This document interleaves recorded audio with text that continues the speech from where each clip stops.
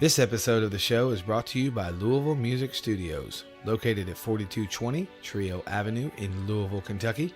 40219 is the zip code. The phone number for booking rehearsal time is 502-693-7462. Louisville Music Studios is an awesome rehearsal place. They have hourly rooms you can rent. They have monthly rooms you can rent if you want to camp out and work on a bunch of stuff and build a band, whatever you want to do. The staff there is awesome. David, Aaron, and Justin are amazing. They have helped me out greatly, both at LMS and at a gig.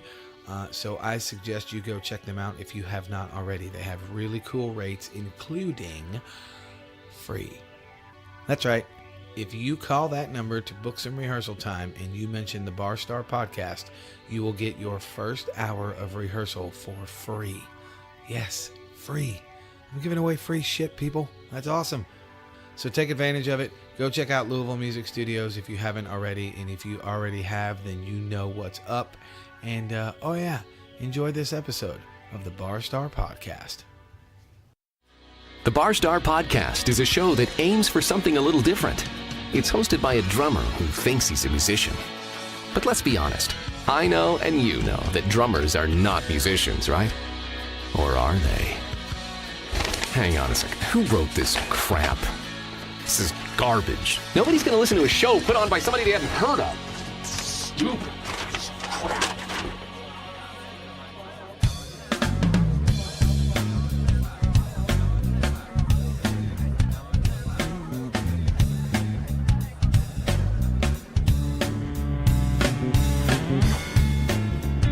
Hello. Welcome to another episode of the Bar Star Podcast. I am your host, Stephen O'Reilly. I want to thank you guys for coming back once again to hang out with my dumb ass. I appreciate it. I appreciate the support and all the new reviews. I hope everybody had a good week. I hope everybody's doing well. And as always, I hope you guys went out and did some shit. Please make sure you check out my sponsor, Prophecy Inc., located in the... You thought I was going to do it, didn't you? Not this week. In the fabulous Highlands in Louisville, Kentucky. Go in the shop, mention the Bar Star Podcast. You will get 10% off your tattoo by any artist in the shop, not just Travis. And please make sure you check out my new awesome sponsor, Louisville Music Studios, located at 4220 Trio Avenue off of Preston Highway. The zip code is 40219. I'm sure you heard the ad at the beginning of this show, so I don't remember the damn phone number. But they are amazing. They have all kinds of rehearsal rooms, hourly rooms, monthly rooms. And if you mention the Bar Star Podcast, you will get your first hour of rehearsal for free. Free shit. That's it. That's all I got. Show's over. I'm getting the fuck out of here. I'm just kidding. I am not flying solo today. I have been trying to track this man down for a long time. And then one time he was trying to track me down in Times Square in New York City. And that is a true story. I am hanging out with my buddy, monster circle bass player, which we'll get to that in a second, why I call him the circle bass player. Aalics Bronson. What is up, my brother? Hey, man. How you doing? I'm good. How you doing? Tired as doo-doo. Let's keep it real right now. Tired as doo-doo. Why are you tired as doo-doo? I'm hanging with family for the week. Oh, I'm surprised you're not fucking drunk. Yeah, well, that's the other side of things. Oh. I was gonna say you're looking high right now. But shh, edit. No, I ain't editing that one. Nope. How's things, man? How's life? Busy. Good, busy. Been on the road. And excited for the next. That's where we are. Am I involved? Yes, sir. You lie. Why are you gonna come on my damn show and lie to me? I can't lie, man. Too old to lie. It doesn't pay. That is so true. So every show, I always try to figure out where to start, because you've listened to enough of my episodes. You know that I don't do a whole lot of prep. I hang out with people I know well and people I barely know. I would say I know about middle of the road, because we go 3-4 months and don't talk. Right. And then all of a sudden we're like, hey, how you doing? Say, what's happening? Play. So how we met is where I will start, and then we'll go from there. we met at Mom's. Brian and I were trying to figure this out, and then when I was in New York, when Stacey and I went to New York, we were trying to figure it out when we were having dinner, and I think it was 2 months, 3 months after I moved here. Yes. Okay, so that would have been spring of 2007, correct? 8. Coming right after 8. No, 7, because I moved. I here moved after here that. in Right. 7. You moved here in 7. I came here at 8, but I was already here. Right. Back and forth. Yes. Yeah, because I knew it wasn't long that I met you, and then we ended up playing together. You, my buddy Brian Guess. Oh my God, you're so cute. And me, obviously, I think was 2008. It was about a year later, maybe. Yes. Something like that. Because then you moved back to New York, and then I joined Dark Bus, and Brian's been crying about it ever since. Everybody's mad.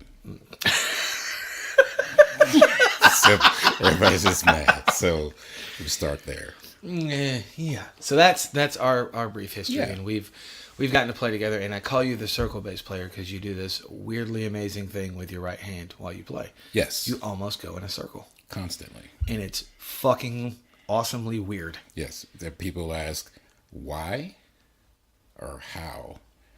I was always leaning towards how, but you can answer both. Well, let's start with eat. There's a lot of techniques everyone has. True. I have an easier movement in a circle format because your body is always moving in a circle. It's never point. It's never 90-degree movements. True. So playing bass and keeping rhythm.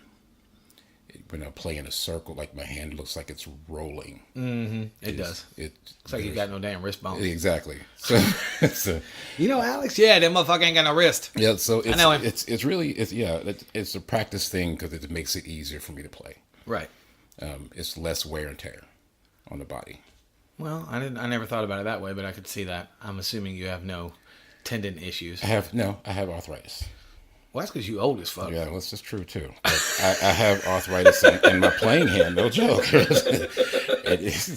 it just makes it easier. It's easier to flow, and as a drummer, keeping rhythm and time. Right.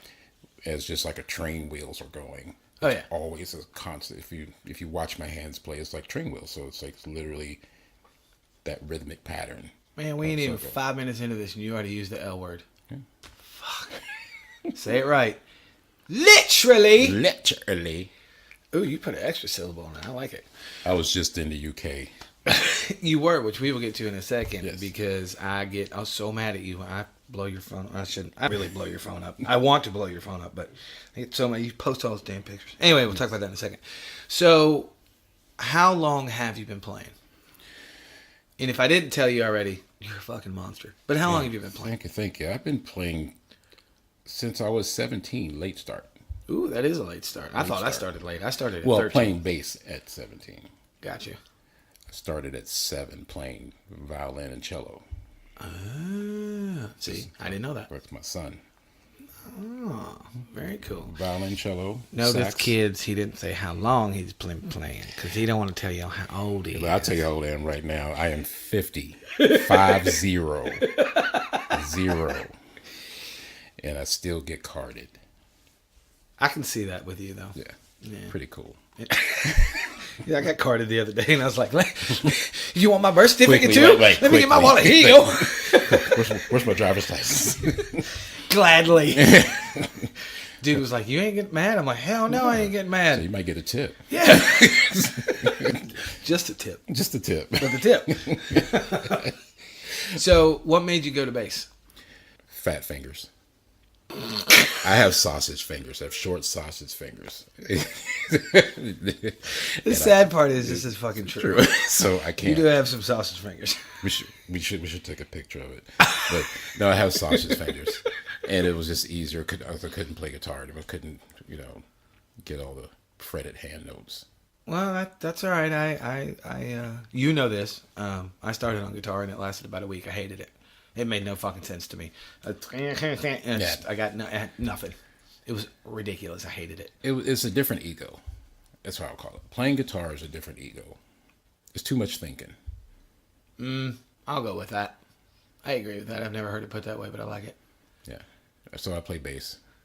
It's a silent ego. I control everything. You want to play it like that? We're not doing it. We're not doing that. That's not I happening. want to play it this way. And that's what I said. It's going to be my way. Now, you are originally from here, right? Yes. Okay, so you spent a lot of time playing here before you moved to New York. How did all that work? And I'm asking because I genuinely don't know. I know most of your history, but I don't know, like, the details on the music end of it. As anybody, the whole church thing, the idea of church and playing, and my aunt was the music director for church. Okay. Kind of getting involved in that, but really not until I hit New York. Gotcha. Because I was doing other music stuff here, but I didn't know crap. Right. It's the whole school thing, being in the school band. Didn't want to be a band geek. No disrespect to band geeks. But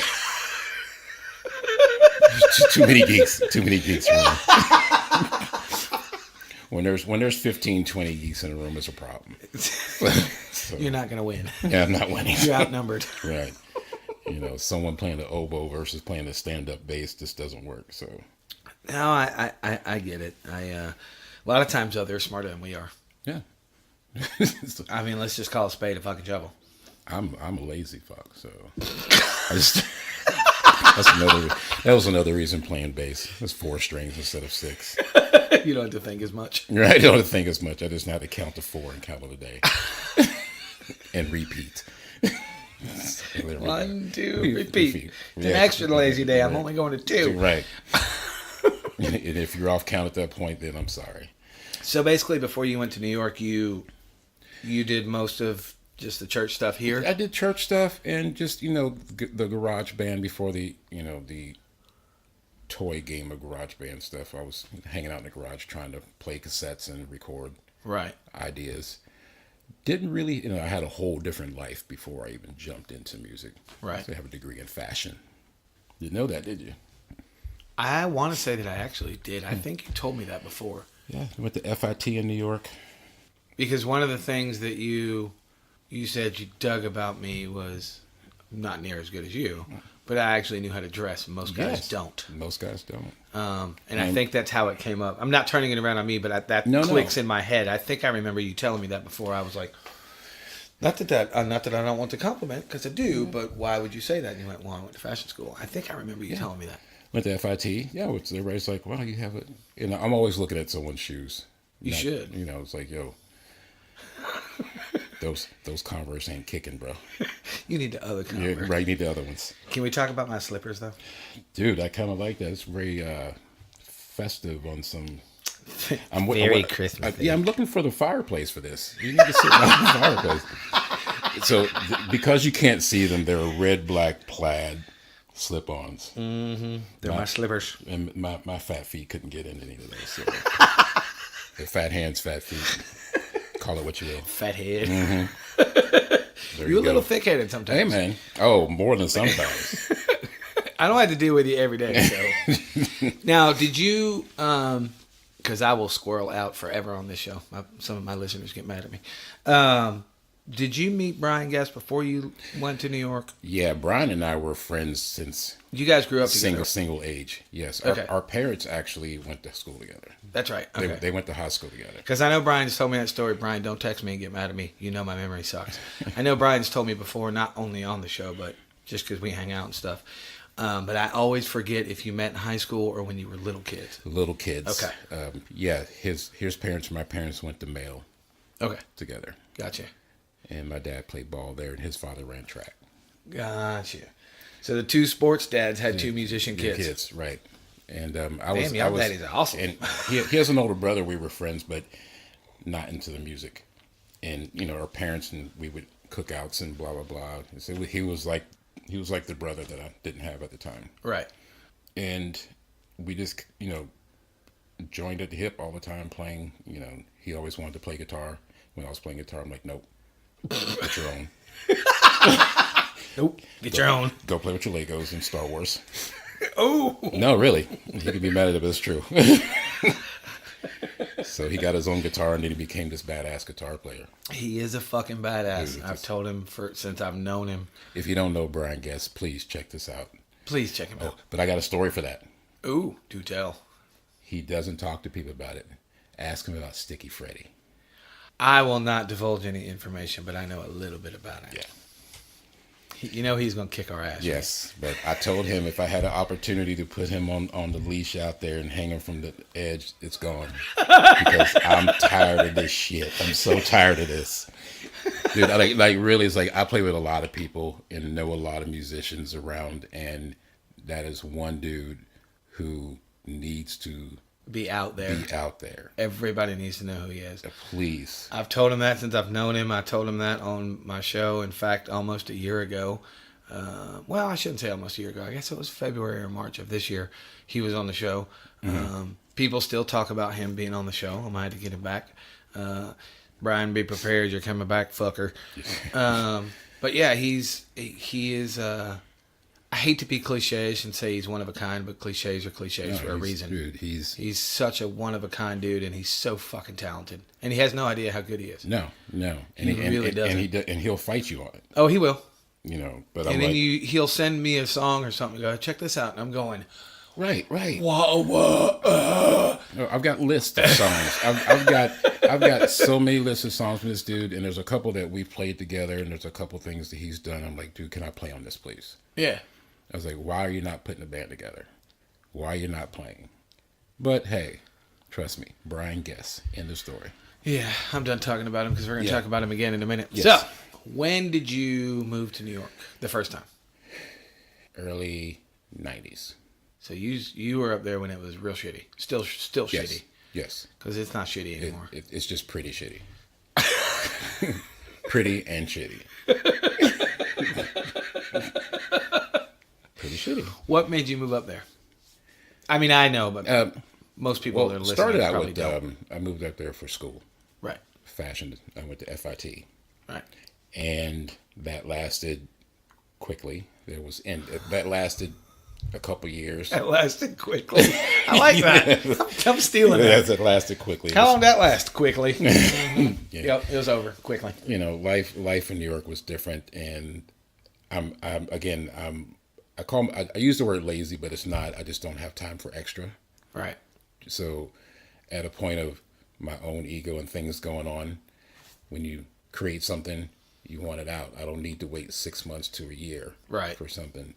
And music was always there, so I just had a point of being able to play and just kind of jumped into the local scene. Nice. Of New York. So that's where I guess you would say that's where you cut your teeth. Yes. Okay. Because I've talked about it briefly, but I cut my teeth in Columbia, South Carolina. Mm-hmm. Right after Hootie got huge. So there was shit tons of eyeballs on that whole area. Right. Because Hootie came out, and then Edwin McCain came out, and then Dylan Fence came out, and then there was another band that came out of there. I can't remember. And then a year later, Crossfade came out of there. So it was like this fucking southern hub of all these bands that were just popping out everywhere. Right. And I was in the middle of it, made the wrong call for the Crossfade deal, and then the management deal fell through, and then my singer quit, and I was fucked. Which happens. That's how I wound up in Atlanta. It totally happens. Yeah. That's cool you cut your musical teeth in New York, because that's got to be fucking brutal. Oh, yeah. It's got to be rough up there. It's rough, but it's also a point of the truth is if you can make it there, you can make it anywhere. Oh, yeah. And that includes in music, which was my luck of the draw. Right. But hitting the clubs in New York, working the scene, New York now, as we mentioned, that's 100,000+ people per square mile. Yeah. Every night there's like 20, 30 bands playing in 3 or 4 clubs. Right. So and that's just only 3 or 4 clubs when there's like 20 or 30 clubs just in the city alone. Right. You have to be good at what you do. Right. And the story I tell, even Brian Guest knows this, so I'll use it, but did a show, one of my first band in New York, 3rd song in, the sound guy, when he pushes the button, "You suck, get off the stage. Come back when you're ready." No shit. Which was the first and last time someone's ever going to tell me that I suck, get off the stage. But, not only did you not like that, but it's also okay. challenge accepted, motherfucker. Challenge accepted, right? And and that happened to be that in that time period, bands like 24/7 Spies and Fishbone or Living Color were running through, right? And they were kicking everybody's ass. They were kicking everybody's ass, and I happened to befriend the lead guitarist from Spies, and he was always a fan. He's like, "You guys can do it." From that night of "You guys suck," right? Kind of took me under the wing to say, "Hey, little brother, let me show you how this works," right? And just went from there. Nice. It's been insane, but yeah, but you've kept most of your contacts though. Oh yeah, and all that shit, because when you came back down here, which is when you and I met, I remember vaguely, but I remember you talking about when you, Brian, and myself. Actually, I shouldn't even say formed a band. You and Brian had already been working together, and you found me as Brian. Brian's version of the story is funny, just because he's a funny motherfucker.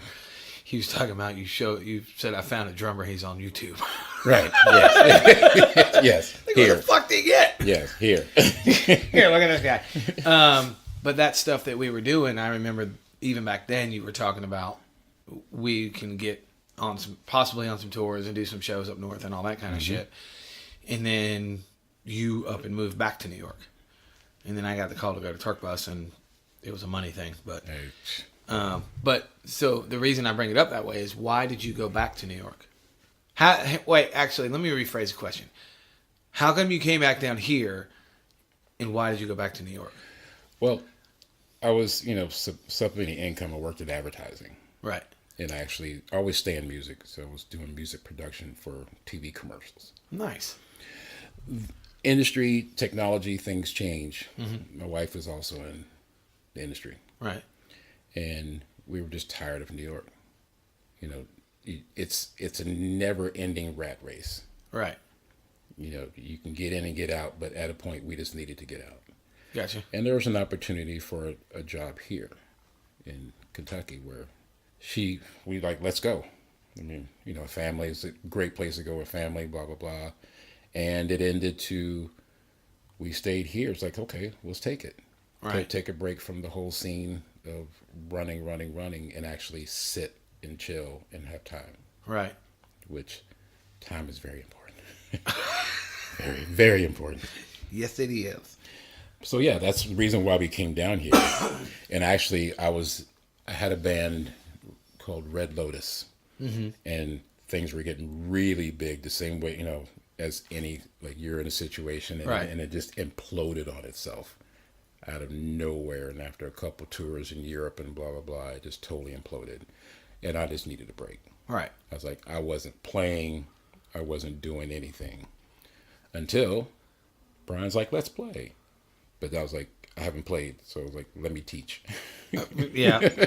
Well, I was going to get to that. So that's how you got into teaching. Yeah, that's how I got into teaching. I was like, I didn't want to play, but I wanted to get back to my instrument. Right. Not just to learn how to play it, but to understand sound. Right. And that's where it picked up from there. Gotcha. Because I remember the first time I saw you play, I think you were teaching a kid, and I went, all right, he's got a weird hand going on. I didn't think anything about it. Yeah.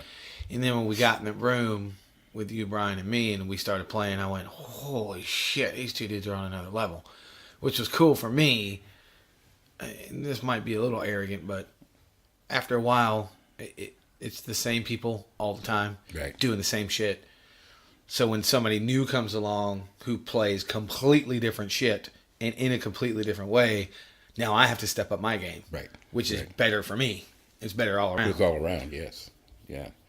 That was, so even with that, yeah, it took time. And, at first I had to say thank you to you, because, you got me back into actually being free to play. I did not do anything, but you're welcome. Listen, I don't try to share the stage with a lot of people. That shit is just like, dude, that's like this. As I said, Brian, man, I got this dude. Check him out on YouTube. Where's he live? Right down the street. Lives down the street, motherfucker. Let's go. Well, You've never said that to me, so thank you. I appreciate that. Man. But I didn't do anything. It's everybody has is a stepping stone, right? To help with what's going on. It's like as many years have been playing and all the stuff I've done. It's like it's always that one that can help you step into the next level, right? And they don't know it, right? You're one of the baddest dudes out here, and I'm not trying to toot your horn on some stuff, but it's kind of like you can teach a monkey how to plug shit in, and keep count on 4, right? But can you play? And I'm not talking like how much chops you have. Right. Chops are fucking overrated to me anyway. You know how I feel about that shit. You can go on social media now and see Chops all day with a 10-year-old. Yeah. But can he play? Right. He or she play. It used to be cool to learn how to play Eruption by Van Halen. Yeah. Now it's like I've seen an 8-year-old kid play Eruption. I'm like, okay, well that's done.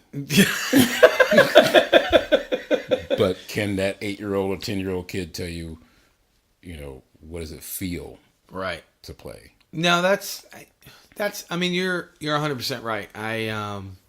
I think that way. I just don't ever look at it that way because I'm in so many different projects at once usually. Right. So I'm kind of just, I hate to say that I'm not giving my full attention, but because I'm in so many projects, I just physically and legitimately, I thought I was going to say the L word, I can't give 100% to everything. No, because I'm only one dude. Like right now, I'm in 4 projects, and I just got a gig offer for the 1st of December with 5. I think there's 6 people in the band. So with 5 people I've never met.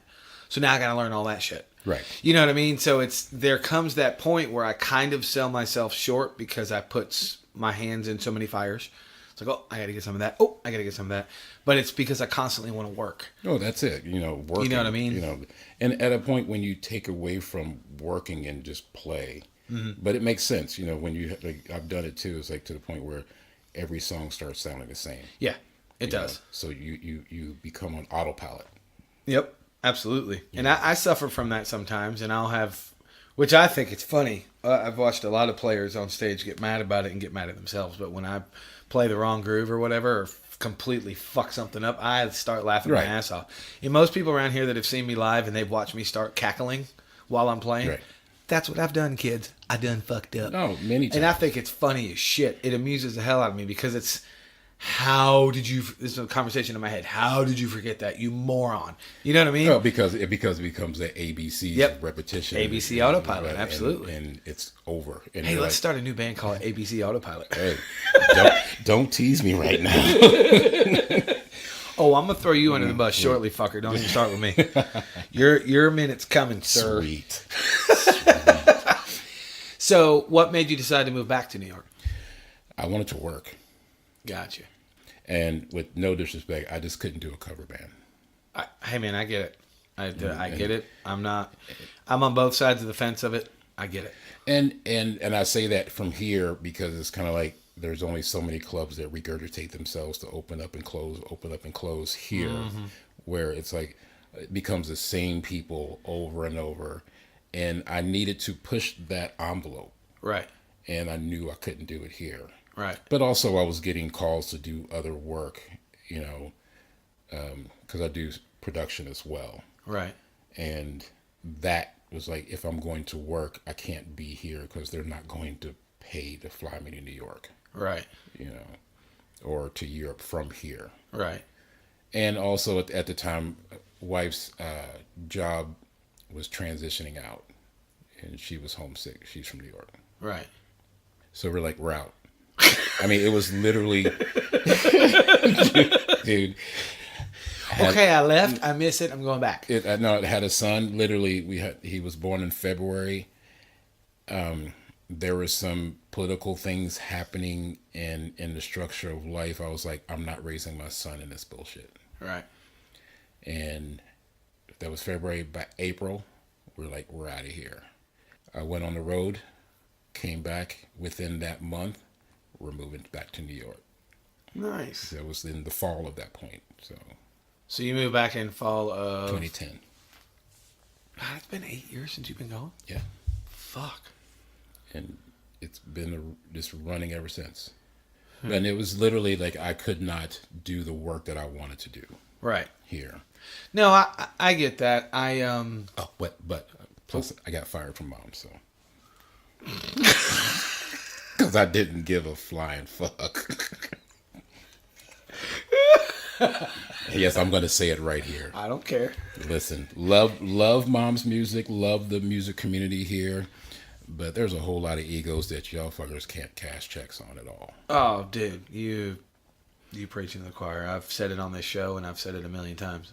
I call it the cliques. Oh yeah, there's 3 or 4 cliques in town, and I'm not a part of any of them. And you know that's part of the reason why I was let go, which is fine. You know, no hard. Trust me, I was happier that day because I was tired of getting up 8 o'clock in the morning to have a meeting on a Saturday about nothing. Oh yeah. So that's have a meeting about the next meeting. Yeah.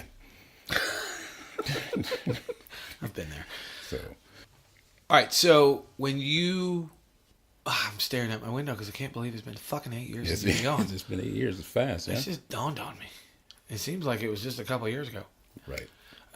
Anyway, what I was going to say before I brain farted was I've always put myself in the position, it's not fear motivated or fear based is a better way to put it, but I've always put myself in a position where I can't move to a New York or a Nashville, which most people that know me know I'm obsessed with New York anyway, or LA or whatever. I've always put myself in a position, not on purpose, where I legitimately can't fucking make it happen no matter what I do. Or I'd have to do a GoFundMe account. Yeah. Hey, I need some money, fuckers. There's a safety net to make that happen. Right. And you have to have that, and I've never had it. And when I realized, when I was confident enough in my playing to make it happen, by then the safety net was gone. It just wasn't there, because in my early teens, obviously my late teens, I should say, in my early 20s, I wasn't good enough. I knew I wasn't good enough. Oh, that's always the case. Right. So it was with me, it was kind of, I don't want to say I wanted to wait till I was ready, but I wanted to wait till I was better. Right. Before I tried to make that leap, and then before I knew it, I did all that shit down south and all the label interest and all the management interest and all that bullshit. And I was like, I'm gonna fucking do it in the South. I don't have to go to L.A. or New York or Nashville. And then fast forward, then I wind up here, and now I'm not complaining, but now I'm stuck.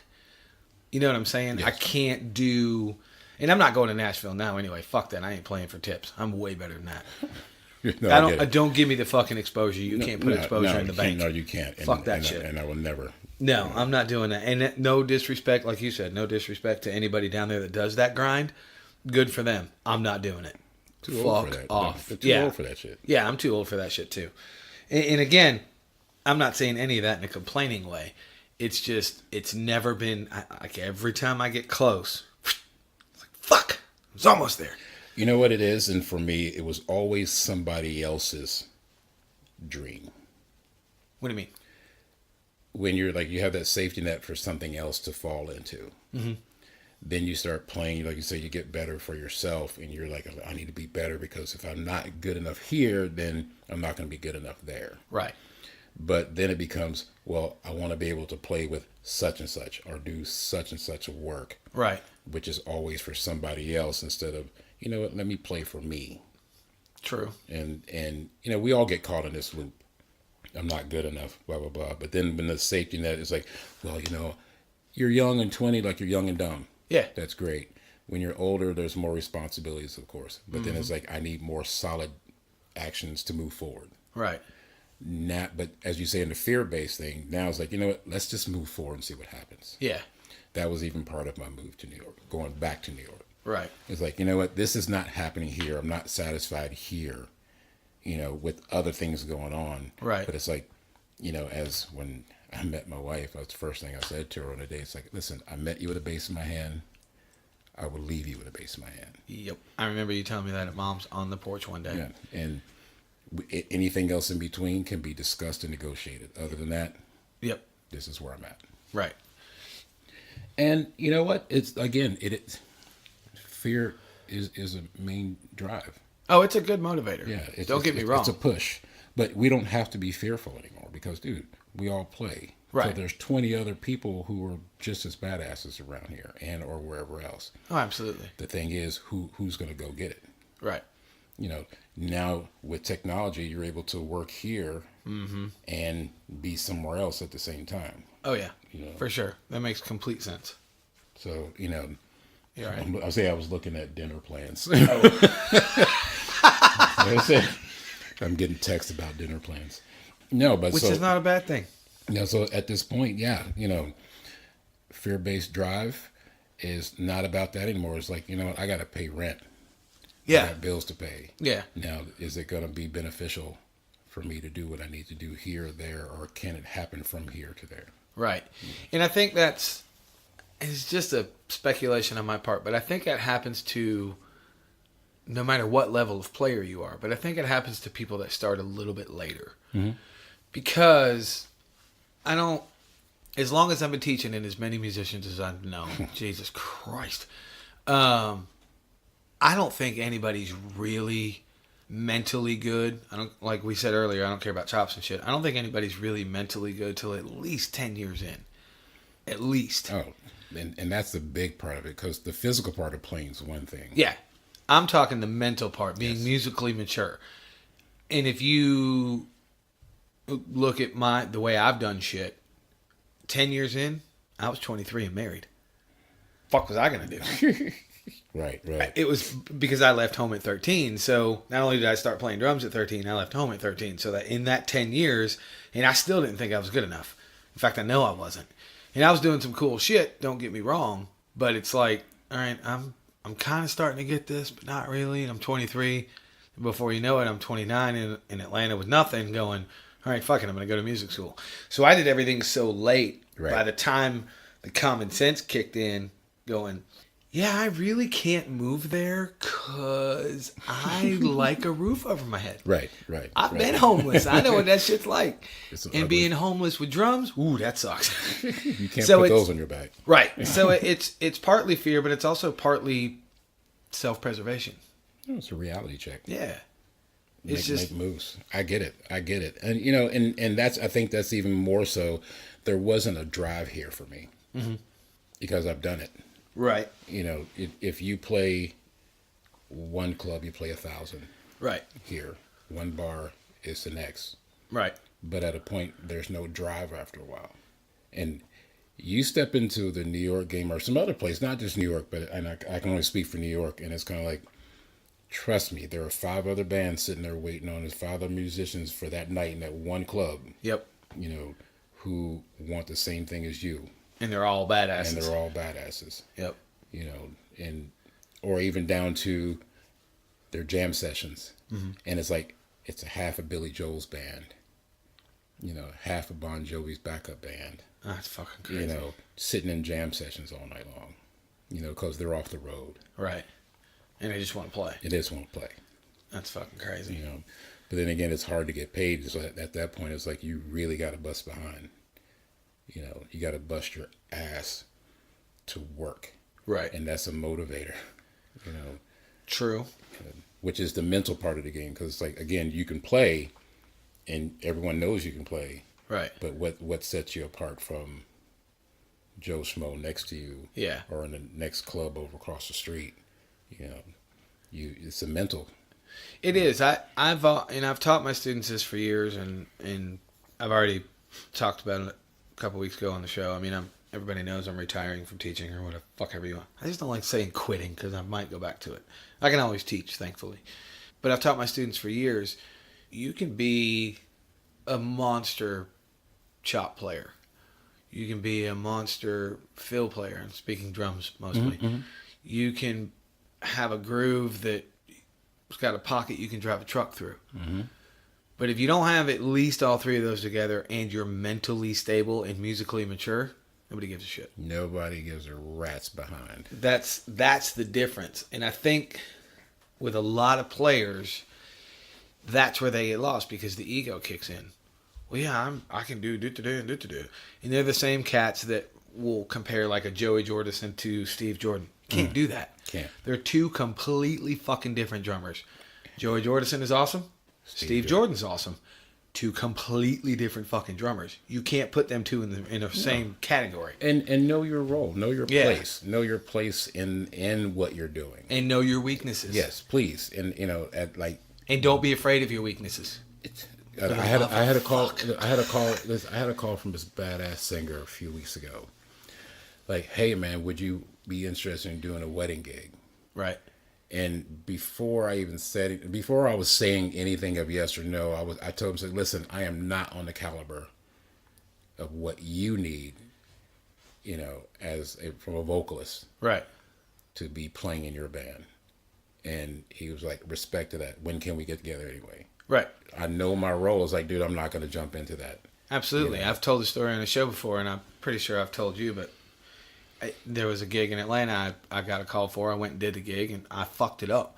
And the first set, I was like, I gave the dude his money back, and he actually paid me before we played, but I gave the dude his money back, and I said, I'm going to sit at that table for the next 2 sets. When you're done, I will get my gear, and I'll be out of your fucking hair, because what I just did is not fair to you or your music. Been there, dude. And I got so many referrals based off of that, because he appreciated that I realized I was in over my head. Yes. And then from that moment on, I'm never afraid to say I can't do something.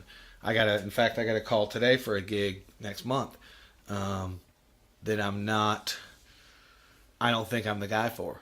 And I already told this person that. I said, I don't think I'm your guy. And we're still kind of going back and forth, and obviously I'm not looking at my phone right now because I'm talking to you, but I don't know what their response was, but I'm just like, I don't think I can do that gig. Not that I'm not good enough. That's just not my fucking bag. Right. And it's okay. It's okay. And people will appreciate the honesty more than anything else. And you actually will get other gigs from being that honest. Absolutely you will.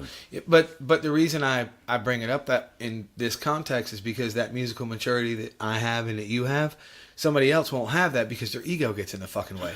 Can you do this gig? Yes. It's this kind of music. Oh, I don't care. I can do it. Yeah. And then they get in it, and what happens? Train wreck, boots in a dryer, right. and no, their phone doesn't ring. Right, and it's already told by 2 or 3 other people, don't call this guy. He's not ready. Yeah, he's not ready, or he's going to fuck up your gig. Right. Whatever it is. Mm-hmm. So, seen it. Know. Oh, seen it. Done it once. Been there myself. That was enough for me. Been there myself. One time was enough for me to go, yeah, that was fucking dumb. Yo, speaking of that, so funny you said, I had a call from Doug Wimbish, bass player from Living Color. Oh, let me pick up that name you just dropped. Okay, yeah, happy birthday. Sorry, and I don't drop names a lot, but I dropped it anyway. So, by the way, I've been holding that just waiting. See. Okay, that's like, here it comes now, right? Here it comes. Here it comes. I'm just kidding. Go ahead. And he's like, hey, I want you to cover this gig for me. Right. And he's like, you do blues stuff? And I'm like, yeah, I've done some blues stuff. Worked with a couple others. Ego. Right. I got this. Doug's calling me, blah, blah, blah. And it was this New Orleans blues cat. A little different. And went into rehearsal and crashed and burned so bad. He's like, let me give you the money for rehearsal. You can go ahead and go home. Oy. I'm a grown-ass man in tears in the streets in New York calling, I'm sorry, because that shit is heavy. Oh, yeah. That shit's not easy. And, when an A-list caller calls you up to do some stuff and you fail miserably, it's a long way back to redemption. And the cool thing was, like, he's like, dude, been there. It's all right. I'm like, no, it's not all right. Because, again, my ego's that you called me. Yeah. He's like, it's all right. You got to learn. True. Did you take the money? No. Good man. No. Good man. So he's like, it was literally just rehearsal. It was $150 for rehearsal. I'm like, no, dude. Yeah. I was like, I can't take your money. That doesn't make any sense to me. Yeah. He was like, well, here's 20-something to get a cab home if you need. I'll take that. Fair enough. But at a point, I was like, I'm not taking your money. But it was one of those things, as soon as I got home, I was pulling up every blues thing that I could that wasn't the basic, Joe Schmo blues thing. I'm like, I need some killer stuff, and was digging deep. Well, you have to, but I mean, that's exactly what we're talking about. I mean, that's the musical maturity. I think every musician gets to a point where, I hate to say that it clicks, but it kind of does. It just kind of clicks sometimes. Mm-hmm. Some it takes longer than others. Some of my friends know who the fuck I'm talking about. And some of it happens pretty quick, but usually that moment where it does click is usually a pretty short moment. It doesn't take 3 or 4 months for you to kind of go, ooh. It's usually, fuck. Right then and there. And you're like, you know right. what? It just smacks you in the head. And then from that moment on, everything about who you are as a player and how you play changes. Yes. Because it happened to me that way. And if it doesn't, McDonald's is hiring. And I'm keeping it as real as possible. Because it's easier to get a job at McDonald's than do what we're doing right now. Oh, God, I love you for that. So it's like, listen, that made me happy. They're keeping it real, dude. I can't do any better than that. You know. So let's talk about your current project that you never called me for, motherfucker. Jean Marx Express. Yeah, I just subliminally slid that in slid that in there because I was looking. It just like fell out of my face, so just... and I know the reason because I've been looking for a drummer forever today. Mm-hmm. Yeah, and you called me beginning of the summer. And I'm like, hey, I need you to do this, and I still haven't called you back. Nope. And I even came to your house. You came to my house, and I played you more in Jersey. Yep. Squirrel moment. What city in Jersey do you live in? Fort Lee. Thank you. I'm in Fort Lee. So many motherfuckers have asked me that, and I'm like, I don't know. He's 20 minutes from New York. I don't fucking know. The best part about, like, I'm walking distance to the George Washington Bridge. Okay. And no one still knows where I live. Hey, that's cool. That's the coolest thing ever. I know what your house looks like, but I couldn't fucking find it. You can't find it for anything. Hell no. It's like hidden in plain sight. It is. Yes. Not to mention when we took the bus from Times Square to your house, it was dark, and you and I were having a conversation and laughing at people on the bus, and I wasn't paying attention to shit. It's all good. Anyway. That's the best part, the bat cave. Cubby hole, fucker. The cubby hole. See, I pay attention. Cubby hole. Where my wife fell asleep. Fell asleep on the couch because we talk too much. Yeah, we do talk a lot. Yes. Okay, so anyway, back to your project. Jean Marx Express started after, kind of right when I was here. Mm-hmm. After one of my main bands, Red Lotus, broke up. Mm-hmm. Like I said, it took some couple years off. Right. Situations came about where the rhythm section and the guitarists were like, hey, let's work on some stuff. The guitar player was already in Europe and he needed a bass player badly. Right. So I did that. Gotcha. And then it became, let's just be a band and call it a day. Gotcha. So we're doing it's a rock band. Let's just keep it a trio. Right. It's a rock band, but with its own twist of sound. Right. Without me. Without Mr. O'Reilly. Yeah, you better sigh, motherfucker. I'm sorry. If I thought I could, I'd whip your ass, but I know I can't. You might right now.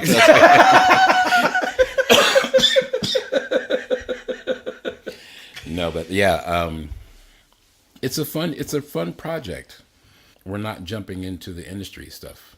We're just playing right now. Yeah, because you do a lot of short tours. Yes, I do a lot of short runs, mostly in the fall for Europe. Right. We'll do in Germany right now. We're actually starting doing twice a year now in Europe.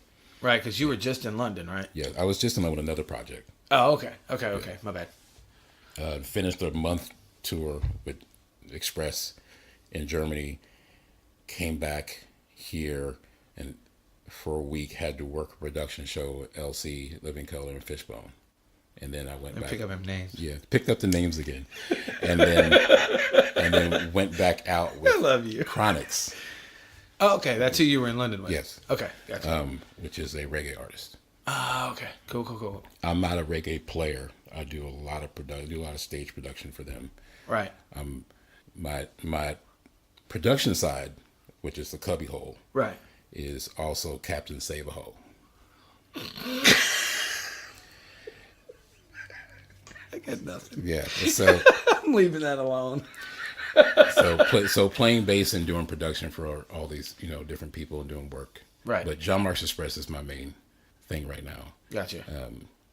2 albums right now. Working on a 3rd EP. Albums are done. Right. Working on an EP. Are the albums out and all that stuff? Yes, you can go on to... That's right. Plug your shit. Yeah. Where can we go?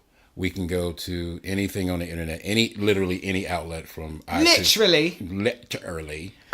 And iTunes, Spotify, we're all there. Okay. Cool. And I'll put some of it. It'll be in the show notes so people can find it and all that kind of stuff. Find some stuff cool. Mm-hmm. Yeah, because nobody's going to know how to spell that shit. No, not at all. I know how to spell it, and I don't even know how to spell it. And what's interesting is a Haitian brother out of New York, super long dreads. Yeah, they reach his feet. Yeah, they reach his feet. Try to help him not trip over. Sorry, Jean. I had to say it. Sorry. And my bald head.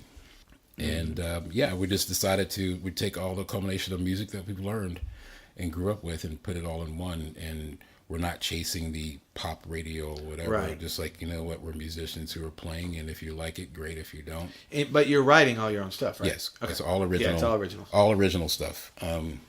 Same thing, not into the cover, you know, it's like you can't do justice to a lot of songs, you know, cover wise, unless we've been asked before, listen, turn on the radio, you'll find it. You can hear it. I'd rather do my own stuff. It's a creative freedom. Right. No, and I get that. Yeah. I wrestle with that. I've talked about it on the show, so I'm not going to bore my listeners with it, but I've wrestled with going back and forth because I miss the original world. I really, really do. It's another world. It is, but I'm fortunate enough to have found the podcast for my creative outlet because I'm a creative person and I have that creative gene in me, but I'm not creative in the typical songwriter way. I can't write songs. I'm not wired melodically. That makes sense. I can write lyrics if I really sat down and tried. I've written lyrics for a couple songs. You can play the shit out of drums, though. I can, and I can arrange shit, and I can tell you what's wrong, and I can tell you pretty much how to fix it. I can't do it perfectly, but that's where my wheelhouse is I can arrange a shit out of some damn music.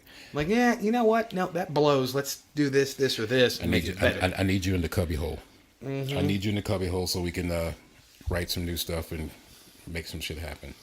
Well, that depends. Do you have a place for me to sleep in the cubby hole? Yes. Where, you know, same place your wife fell asleep on? Mm-hmm. It's the most comfortable couch in the IKEA plug. It's a futon that, dude, I've slept on it, not being in trouble.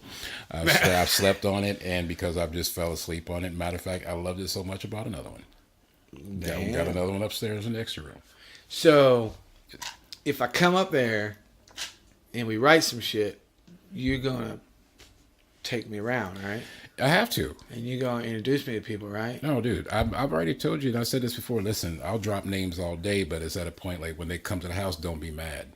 You know, like, don't be mad when everybody starts rolling through. Like, let's play. I'm actually, and it's funny because I'm sitting here now and I'm being a douche by playing with your fucking phone. I'm dealing with my phone. I got a new phone. I'm stuck. But actually, the guys from 24/7 Spies were texting back and forth. So, and it's like, oh, okay, I got to do this. Oh, let me pick up that name, too. Pick up that name. Like my homeboy, Ronnie Drayton. If you don't know these names, please go look them up. And I'm not trying to be, you know, an a-hole about name dropping, because that's the last thing I want. Because it's not about me and this whole industry. It ain't about us personally. Nah. You know. I mean, today it's about you because you're on my show. And it's really strange for me. But with that being said, like, you know, guys are coming in from all parts of the world right now and being like, hey, we need to get together, blah, blah, blah. They have a new album out too. So that's what I'm doing. I'm just like, okay, sorry. So on my show. On your show. I can come to your house. Yes. I can stay with you. Yes. And we can make music. Yes. And turn around as fast because I got the whole studio set up. Because the Cubby Hole is a complete setup studio. I've been there, fool. No, that's right. Yeah, I'm letting other people know so they can be like, they're coming out. Who's at the Cubby Hole? Oh, this is a part of the show where I get super selfish because I'm going back to New York to Alex's house. Yeah. Fuck that. No, I'm just kidding. Who's at the Cubby Hole is basically a new thing that's coming out, especially because I'm working on that. You know, so it's the idea of creative freedom. Yep. Creative art and whatever to come in and just do that. Right. It's like literally you can walk, as soon as I walk in, by the time I sit down at the desk and flip one switch, everything is on and ready to record. Right. So that's the idea. You know, no idea is missing. No free form creative is missing. Right. Because it's captured right then and there. So does that mean you're going to pick me up at the airport too? Yeah, I'll pick you up at the airport. Sweet. You're only 15, 20 minutes from my house. Yes. All you got to do is, no, you didn't have to get coffee. I got coffee too. See? Let's make out. Oh, wait, sorry. My bad. I got a little excited. Sorry, Stacey. It wasn't me. No, but you did call me at the beginning of the summer. This is actually a cool story. And then we're going to move on to a couple other things and get you out of here so you can go hang out with your wife. She's doing her thing. She's having fun without me. Trust me. Well, they tend to do that. Yeah. You know this. Very well. You called me at the beginning of the summer. And we hadn't talked for, 2-3 months. But hell, it might have been longer than that. It's longer than that. Anyway, you called me and you said, hey, what are you doing? And I said, who the fuck is this? Right. But no, you called me and you wanted me to come up and do some stuff and you were going to send me some songs, which you haven't sent me yet. Which I haven't. And I said, hey, funny you should call. Because in a couple months, we're coming to New York. Yep. And that's when I came over to your house and all that stuff, and you met us in Times Square. See, they thought I wasn't going to get back to that. No, see, there it goes. Now I'm in trouble. No, you're not in trouble. Yet. It was funny because we were texting each other trying to figure out where to meet, and you texted me and said, "Where are you?" And I said, "I just got off the subway at Times Square." And your immediate response was, "Fuck, don't move. Right I'll be right there." Because you just left and you were 6-7 blocks down. I was just right there. Damn it! Because I took the wrong train trying to get to you. Right. Imagine that. Interesting. Somebody that don't live there taking the wrong train, but it was pretty funny. And then that is where you took Stacy and I to, you showed us a little bit down at Hell's Kitchen and all that. And that's where the picture that is on my Instagram, my Facebook that Stacy took that we told the story on the show, that is your father-in-law. Yes. Just so people that listen to the show can put it together. 36 stories up, looking north of Manhattan. Mm-hmm. Scared the shit out of me, and I love it. If you're afraid of heights, don't. I'm not afraid of heights anymore. You better not be at this point. No, I'm good now. Stacy scared the shit out of me. Yes. Which was funny. That was cute. Yeah, you and Stan got a nice kick out of that. But no, it was cool because we left there and then we went to your place, and that's when you and I started talking about all kinds of stuff. And you showed me some music. But to throw your big ass under the bus, you still ain't sent me no music to learn. Can you get on that? Yes, I can. You wanna hook a brother up? Yes. Because I'm good, but I'm not a fucking mind reader. and with gotcha. Yes, you did. Because and I will have to say it, and it's 100%. You have to get on me. I'm one of those, like, I'll call you back in 5 minutes. It'll be 5 weeks. Yeah. I was going to say 5 days, but 5 weeks is more about accurate. 5 weeks. Ain't that right, Brian Guest? Brian totally knows. Oh, but he knows. A lot of people know. It's like, listen, if Alex says he'll call you back, don't wait for it. You'll die. So, and it's just... Don't wait for it. You'll die. You'll die. So just don't wait for it. Call me back. Yeah. But no, really, I need to give you some music because there's a lot of, and it's mostly the reason I haven't, to be honest with you, because there's a lot of new stuff happening. Like right now, the way things are going, the music stuff is kicking. You see it, like literally the Living Color Fishbone thing was 2 days after I just landed from Europe. Right. You know, and then the Cronix was right after that. Where are you? You know, now the next few weeks going away again. Well, and I get that, but now I don't have as near as much on my plate as you, but my plate's pretty full too. Oh, yeah. And I have some stuff I can't talk about. Secret project. I have some stuff I can't talk about, but while you're away, I could be learning your shit. You know what? And I just need to send it because it's really just. See, you can't argue with that. I cannot argue with that. Because I still need to learn it. Listen, I'm the one that I'm even the first to say this. If I'm fucking up, let me know. You're fucking up because you called me first. Yep, that's true. So you're waiting on me, and I hate people waiting on me. Mm-hmm. That's one thing I don't like. You know? Called you out on my show. What you gonna do now? Don't hit me. It'll hurt. No, I gotta send it. Luckily, but see, right now in my defense, I have a new phone, so I have no music on here. No. That's fine. But you will get it. You know what? I'm gonna say it on this show. By the time this podcast releases, you will have music. Oh damn! And I said it. Damn. And it's been recorded. Ooh. So that puts me in a situation where I need to do some work. So on post day, when you're listening to this, you're gonna be like, "Fuck!" and you're gonna run to your computer and send it. It's like, well, I got notice that it's releasing. Here, let me send this now. That's where I am. Hey, it's okay though. Whatever it takes, right? Yeah. Listen, to get it done, let's get it done. No, but yeah, it's, like go back to Jean Marx Express and, a lot's happening. Yeah, I need you in it. I need you to put your stamp on some stuff. I got you. And just, Brian, we're having these personal conversations of people as well, because it's the only way to put fire up under people's asses to get shit done. Fire, like a bonfire under our buddy Brian Guess's ass. Trust me, this dude is badass, and but with that being said, yeah, you're gonna be, and you come up, we're gonna cut tracks. Wait, I'm going to New York? Yes. That's all I care about. You're going to New York. Wait, I'm going to your house and drinking coffee and playing drums in New York. Right.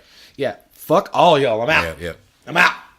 And I'm not going to name drop the people who will come through so you can play. Oh, I will. Okay. Well, it depends who it is. Right. Oh, you'll be surprised. No, I wouldn't. I've seen the pictures that are in the cubby hole. Yeah, well. And the stories you've told me off the show. So here we go. It's going to be fun. No, I'm excited to have you to come up, bro. Well, I'm excited that you called me. It was really cool timing, because all jokes aside, all the shit we just said to each other, that you really did call me, and our trip was already booked, and you were like, "What the really? You're coming up here?" Let's go. Yeah. So that was kind of cool, because I remember telling Todd, who I haven't talked about in a while. Hi, Todd O'Mara. I love your face. Fuck off. I was like, dude, I was on the phone with him when you called me. And I said, dude, I got to go. Aalics Bronson's called me. He was like, what? All right, bye. And he hung up before I did. Oh, wow. And then when we talked, and it was, you're really coming up here? I said, yeah, I'm coming up there. That was kind of cool. It was a little serendipitous. I was excited, dude. Let me tell you, because it's like, I get a little butthurt when everybody comes from here, but no one comes to see me. Then I realized I'm never home.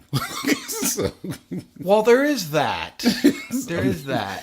And I had told Stacy when we booked the trip, I said, we're going to see Alex when we're up there. Now, I didn't know we were going to go to your house. Right. That was kind of your call. Right. But I knew I was going to at least see you, which was cool, because I haven't seen you since you left, which was 8 years ago. I had to reiterate that because I thought it was 2. But no, I think I'm not a big believer in fate, but I am kind of a believer in everything happens for a reason. Yes. The universe speaks. It does. And you just need to listen. Sometimes we don't. No. But sometimes we do. That's where ego's in. Oh, I don't have an ego. I'm just fucking dumb. Okay, I'm lying. I'm partially dumb. I partially have an ego. Fuck. You see, dude, this pretty much we're talking about.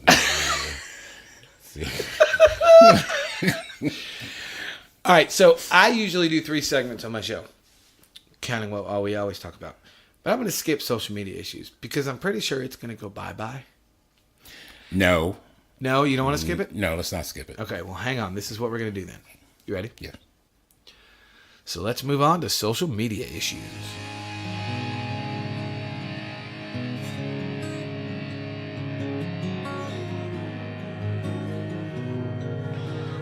All right, so you didn't want to skip it. So what do you got for social media issues? And it can be good, bad, or indifferent, but I got a feeling it's going to be bad. Too much information. TMI, bitch. Yeah, that's what it is. It's too much. The social media game is way too much information. It could be used for the best of intentions. It could be used for the best of intentions if known how to do it. But everybody wants to be on some fuck buddy shit.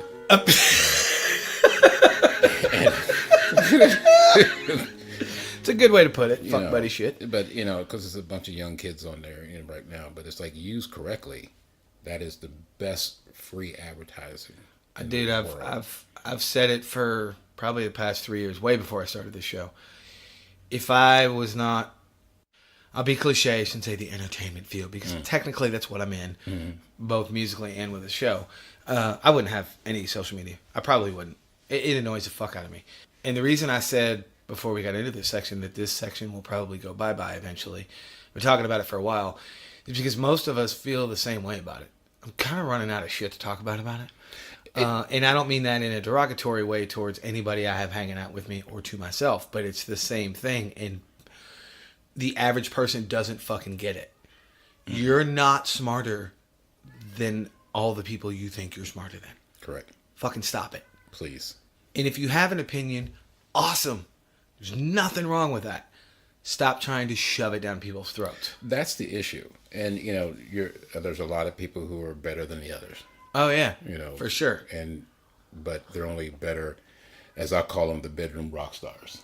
I mean, think about like that. It's I like it's that. bedroom rock stars. It's people who have made, Justin Bieber's. Mm-hmm.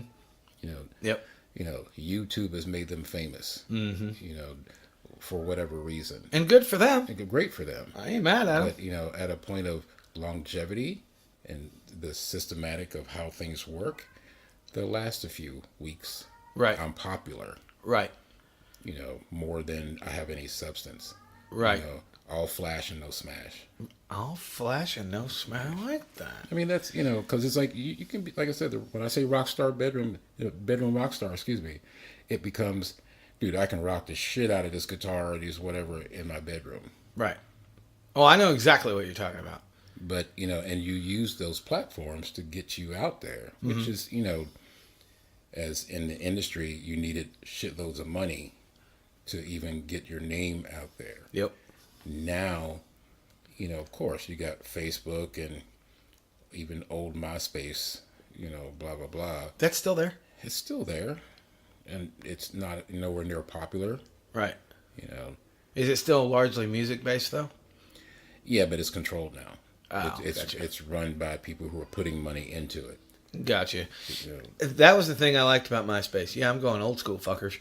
Is MySpace was so music-based over anything else. At least it seemed to be the case for the majority of it. Shut up! Sebastian decides he wants to be on the show today, but he doesn't want to be in the room with us. So every now and then I'm just going to tell him, shut the fuck up. Talking loud, ain't saying nothing. Ugh. Welcome to my... That's why I call him the orange fuckball. Here it comes now. Ugh. What, dude? You going to show up on the show today? Hey. There he is. Hi. Then what happened? Nothing? I think you're lying to us. You know we're recording, right? You don't care, do you? What a fucking asshole you are. But it seemed to be the case when MySpace first came out that it was largely music based. Mm-hmm. As with Facebook back in the day when MySpace was quote unquote popular, I got gigs off of MySpace. Yes. I mean, I've gotten gigs off of Facebook too, way more. Facebook has lasted longer, but I got a lot of gigs off of MySpace when I lived down in Atlanta. And you know what? And it works. Again, people using it to a whole different context now. Right. Which is a sad sense because now, everything has good and evil. Oh yeah, for sure. And as you see now in today's world is, it's everyone has a voice. Oh yeah. Everybody has an agenda. Right. And it's behind the scenes, but face to face, no one's saying anything. Right.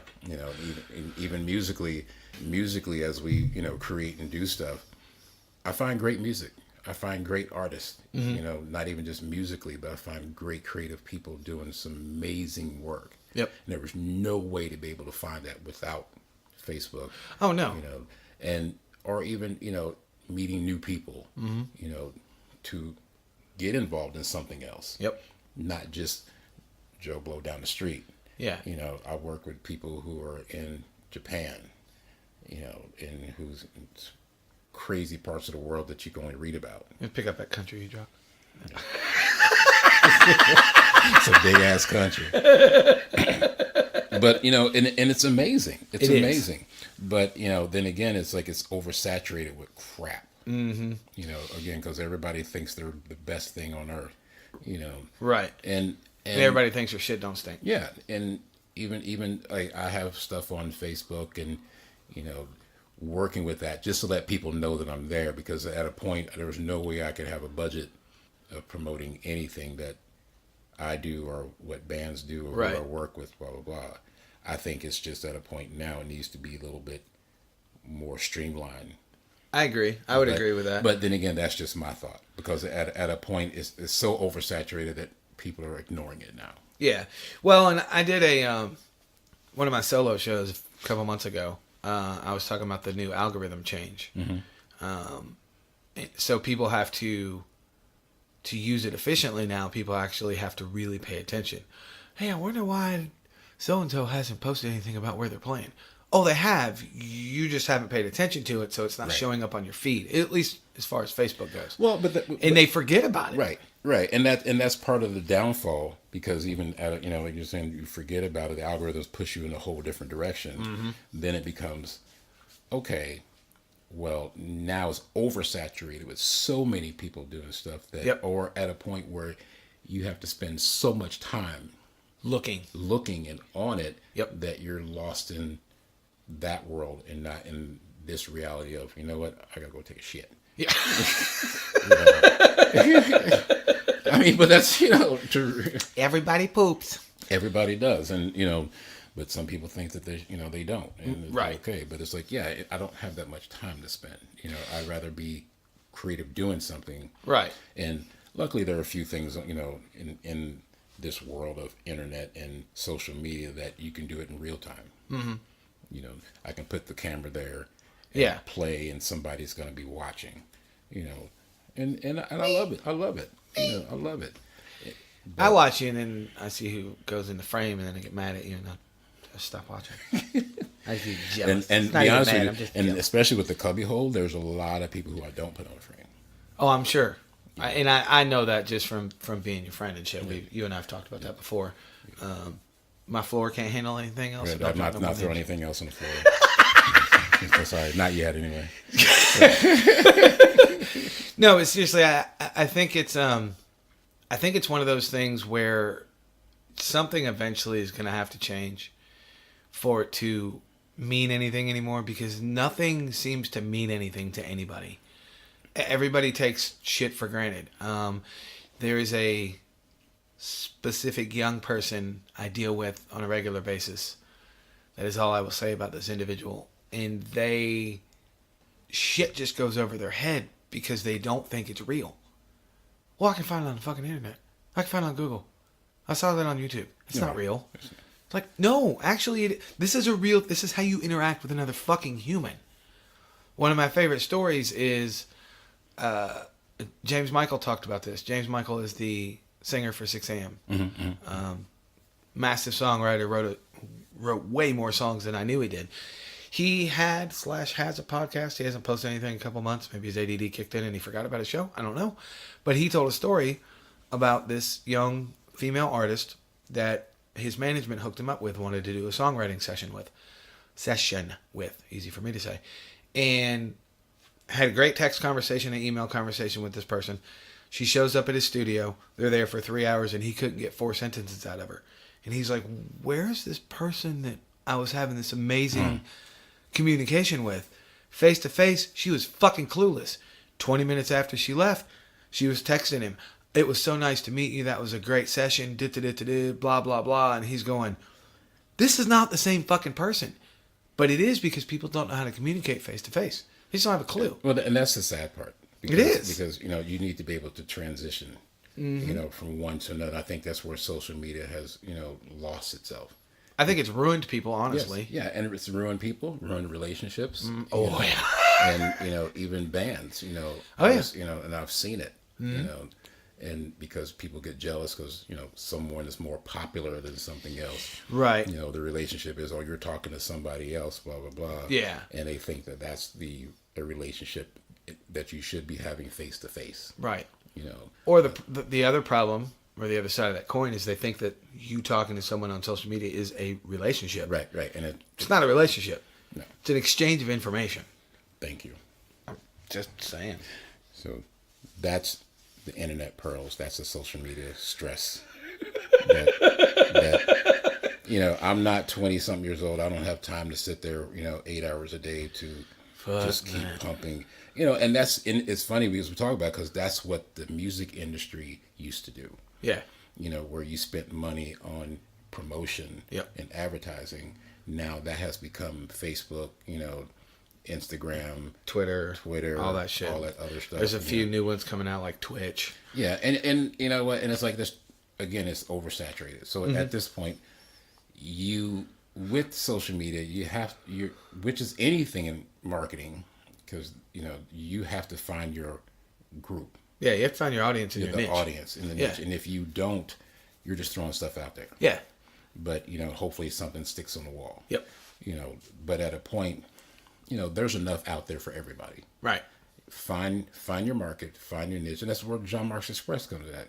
People are like, when are you gonna play in the States? Why do I need to play here if I'm not making money over here? Right. I can go to Europe and book 6 weeks of playing 5 to 6 nights a week. Right. And be able to do that and have an audience of that. Yeah. Places that you would never think about playing. Well, let's be honest, and I'm speculating just because of information that I read and interviews I listen to, and everybody knows I'm a podcast junkie. But since you've been there, would you agree that Europe as a whole are better music fans because they appreciate music more? Yes. Okay. Yeah. I love being right. Yes. No, seriously. It's serious. Yeah, that's something I've learned, and playing in the States and playing in Europe and all over. It's like they appreciate the creativeness. They appreciate music as an art form. Right. And it's not when we talked about it before. Someone's like, "Hey, what do you do for a living?" Yeah. I'm a musician. No, what do you really do for a living? Yeah. What is your day gig? Yep. No, that is my day gig. That is my day gig. Unfortunately, it's not mine, but I've been in the situation where it is. Yeah, but here, that's the question. Mm-hmm. There, it's like, why are you here doing this? Because you're going to listen to it. Yeah. You appreciate it. And they will sit and talk to you for hours. Oh, yeah. Just on that alone. I don't remember when it was. Doesn't matter. Another podcast plug. Some of you fuckers are going to start paying me. Dee Snider has a new podcast. It's really cool. Go check it out if you haven't. But one of his first episodes was with JJ French, who was the original guitar player for Twisted Sister. Yeah. And they were talking about all the shit that's gone down with that band and why they retired after AJ died and Portnoy filled in and all that kind of stuff. And it had nothing to do with Portnoy or anything like that. But the thing that struck me and that stuck out was they were both talking about how some people in the press and some people that were close to the band were kind of giving them shit for always going to Europe and giving them shit for they would play over here and they'd do 1,500, 2,000 seat venues and almost sell it out, if not completely sell it out. Mm. Which, that to me, I mean, that's still success, no matter how you slice it. Right. But he was saying that people in America, what he noticed from touring the world so many times, Dee was saying that what he noticed is people in America take shit for granted. If it's old, they don't give a fuck about it anymore. Right. He said, and when it really dawned on him was right before AJ passed, they did a tour, and AJ died in the middle of the tour, and they finished the tour with Portnoy because that's who AJ would have wanted. Mm. But they did 3 shows, and forgive me, just go listen to the fucking episode, kids, but they did 3 shows where there was over 50,000 people there that paid to see Twisted Sister. Right. Because they gave a shit. Right. Holy fuck, Twisted Sister's coming. We gotta go. Insert whatever language here, because I don't remember what countries they were. But he said that's when it really dawned on me that people, they do care about music. They don't give a shit what it is, what it was, what it used to be. He said the problem is in America, everybody's so inundated with garbage, they don't give a shit and they just move on. Oh, it's and he's got a point. Big point. It's the same thing I teach my kids, even though I'm not teaching anymore after this month, but it's the same thing I teach I don't give a fuck if you like the past or not. You have to at least learn from it. Learn why this guy was such a monster player and how he influenced this many people. Learn why Prince was a fucking genius. And you don't have to like any of this stuff. And that's the best part about it. But and I will speak because I've spent many a times there. They know the history. And we've run into what they call the music police, which are a bunch of old dudes, who you would think, just gray, decrepit, whatever. They don't know shit about whatever. But they knew Led Zeppelin before Led Zeppelin knew who Zeppelin was. Excuse me. Right. Yeah, I know what you're talking about. But at a point in that they will appreciate that, and then it's interesting because the promoters are going to these old dudes. Yeah. What have you heard? Nice. Instead of some other club owner, they're going to the streets. Yeah. And it's in these villages and small. We call them villages because it's like it's like how here there's an area of town 20 miles away. There's another area of town. Right. It's not even a town, it's like a whole nother city. Yeah. Which becomes a whole another group of people. Yep. And here, the bars are, 18 older at a lot of places. Some there are just like, you see the grandmother bring in their grandkids. Oh, that's cool. And I knew that, but I forgot about it. Yeah, and like I have a. They're not as weird over there. No, as we are it's with like shit. decent little venues. A couple hundred people, and you have fans who are bringing their newborns to the point where I've been out there so much. I have a 7-8-year-old who's a fan who comes to see me every year. Nice. And they will travel. That's cool. But here, it's like, are you gonna, someone's gonna take their kids to go see that? They'll see a big band. Yeah. But like Rush, Right. Been a Rush fan, blah blah. Oh, let's go see Rush. Let's bring the kids up, blah blah blah. That's great, but not to a local scene in general to go check out this local band who's an up and coming situation, because they're not going to put that money into it. Right.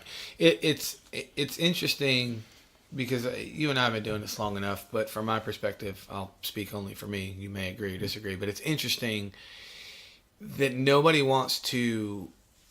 people want to support the famous people. Right. Without supporting the people to get them famous. Right. So it's this catch-22. Catch-22. And I am by no stretch of the imagination projecting anything negative on people that have made it. But they've made it. Help somebody else get to that level. Because everyone started the same place. Yeah, they all did. Everyone started from, I have nothing. Yeah, they all did. And the majority of bands, I've said this before, fuckers, and you're going to get mad at me, the majority of bands at some point probably started as cover bands or 50-50. Somewhere in there. Always. Just to get their fucking foot in the door while they honed their craft and got better at shit. I've said this many times, again with social media stuff, it's like, it's okay to do some cover stuff. Absolutely. It's okay if you're a starting band. I mean, because even Jean Marx Express will throw in 3 or 4 covers. Right. Just to keep things open and interested. Yeah. For other people to listen to. Yeah. Because if they don't know you, how are you going to keep their... Right. And that's not me advocating for cover bands either. That's just making a point. It's like fucking Bon Jovi didn't come out and just wrote Slippery When Wet and they were huge. Didn't happen that way. No. And if any of you, another plug, somebody send me money.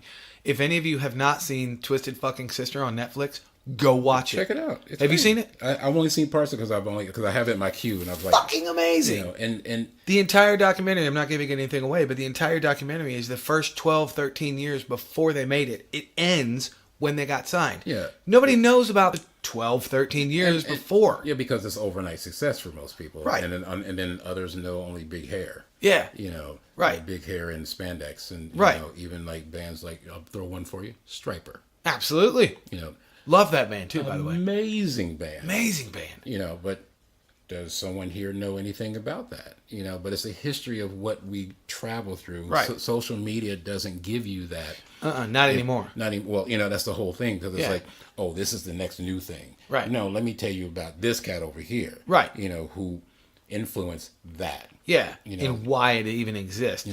And the Twisted Sister story is not uncommon. Bands, I've talked about Hootie earlier. That band grinded it out. And I don't even think that's the right word, grinded. That's a great word. That's a great phrase. They grinded it out for years before they got a deal. But no one wants to work. No. Again, social media brings it to effect of quick, fast, in a hurry. Oh, yeah. Nobody wants to work for anything. I want to be the next sensation online. Why not be the next sensation in your area to push that so you can be something else? And again, everything is different, and that's the downfall of what we're dealing with. Mm-hmm. It's like learning how to drive a car, and then all of a sudden your parents, some people have that money where it's like, oh, my first car is a Jaguar, or whatever. You're not going to appreciate that. Mm-mm. Then it's like I'm not throwing. I work with the band where they're young, and they're all of a sudden rock stars. Oh, I know who you're talking about. Yeah. You can. That's up to you if you want to say the name or not. But I know exactly who you're talking about. I'll put it out there. Throw it on the floor. A band called Unlocking the Truth started 9, 10, 11, 12. Yeah. Years old. And they have a documentary on Netflix. And they have a documentary. They have a book. They have, and it's crazy. The story's crazy. Yep. But then to realize, hey, you have to put in some work. Yep. Because I work with them at a point where I've had to yell at them. Mm-hmm. You're not going to be 10, 12 years, or you're not going to be cute little boys anymore. Right. You can yell. No, it's great. Dude, trust me. You haven't heard the stage voice. I have a soft-spoken, dark, deep voice, but when my stage voice comes in, You ever seen Ted 2? yes. I want to have sex with your voice. Sorry, squirrel. No, but you've told me that story before about them. And and they're great. They're great musicians, but they've only gotten one segment of it all. Yeah, on the one hand, I'm putting words in your mouth, but on the one hand, they're kind of clueless. Yes, very not one hand. It's clear. Yeah. And that's where I get so frustrated. I was like, dude, you guys are great. You ain't that good. There is that. I've had to do that before. You happen to, and there's a few people, you happen to have that luck, and via social media and a few other things that have that luck because, you can find them on YouTube. It's like, oh, wow, but what happens after this? Right. Do you know the industry? Do you know, what really goes on? Right. And life is a shithole at times. It can suck you in. It can be. And I've told people for years, and I've said it on this show, playing music, I say this with a grain of salt, playing music as a whole if you're good at your instrument. But playing music, that's not the hard part. That's the fucking easy part. That's the easy part. That part's so easy. To us that are musicians that have been doing it for a long time and we know our craft. That's why I say it with a grain of salt. It's everything else that goes with it and goes behind the scenes. That's the fucking hard part. That's where the real work comes in. Very much so. At least to me. I mean, I still practice. I don't practice near as much as I would like to. And believe it or not, self-practice. Everybody knows I hate rehearsing. But self-practice I need to do more. But I still do it. But I think there comes a point where, and I'm guilty of this. I was guilty of it. I'm not anymore. But there's a point where a musician they get the 10,000 hours thing in their head, and they do it, and they do it well, and they become really good at their instrument. But they're dumb as fuck when it comes to everything else because they didn't stop and take the time to go.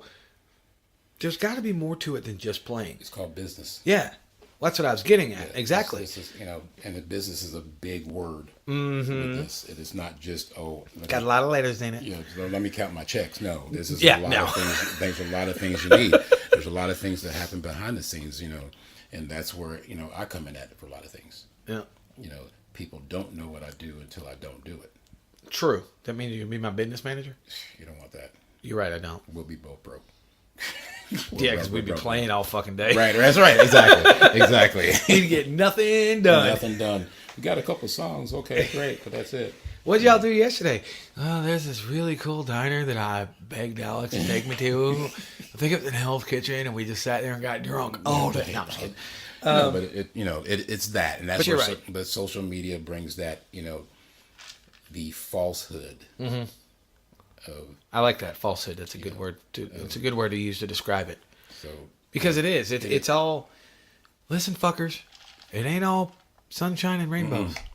This ain't for everybody. This ain't for the weak at heart. I said a couple times on the road when you put the wrong gas in the gas tank for a diesel truck, and it's a holiday season. True story. It's holidays in Europe, and you're in bumfuck nowhere, and you have to figure out how to get this new gas in and get this other pumped out. Ooh. And you don't speak the language. Ugh. Good luck. Yikes. But you happen to have a day off, but then you have to be at another show that's 600 miles away. And you just spent the money you made on getting your vehicle fixed just to get there. Ugh. No one talks about that. No one sees that, but they want to show you the pretty shit. Oh, yeah. On Facebook or Instagram or Tumblr or whatever you want to do, Snapchat or whatever it's called, But I heard a good one the other day. Somebody said fake space. Yeah, it's basically that. It's because it's like you can be something else, Yep. But the reality of these, being a musician is the business. Now, true, if you just want to be again the bedroom rock star, or you just want to be the local, nothing wrong with it, the weekend warrior. Trust me, we've all been there. Yeah. Great, but own it. Yeah. I think. I say it pretty much every show, and most people get tired of hearing me say it. Don't email me, fuckers. I don't want to hear it today. I'm kind of known as a little bit of an asshole. Some people think I'm a major asshole. And I think it's because I don't sugarcoat anything. But the only reason I say that is because I own what I am. I've done some amazing shit. I've done some garbage. And I've done everything in between. I'm not where I want to be, but I'm not done. But I'm okay with all of it.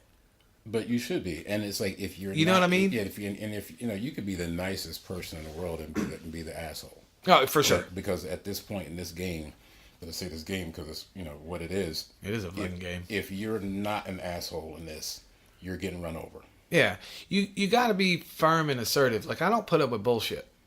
I don't know if he wants me to tell him his name, but no. He will giggle at this story.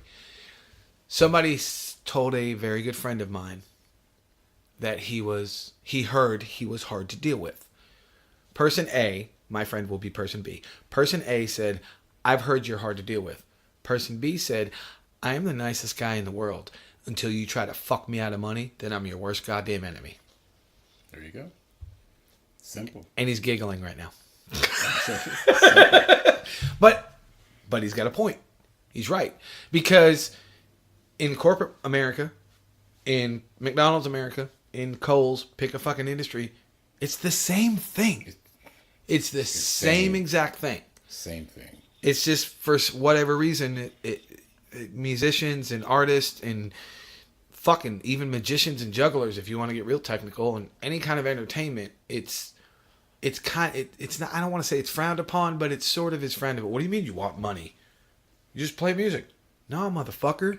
It's everything else that goes with it. But that's also again, it goes back to being it was mentioned before the being in Europe, or versus playing here.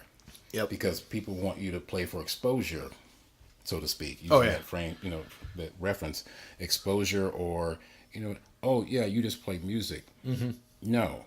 Yeah, Ryan Murphy says you can't put exposure in the bank. No, can't.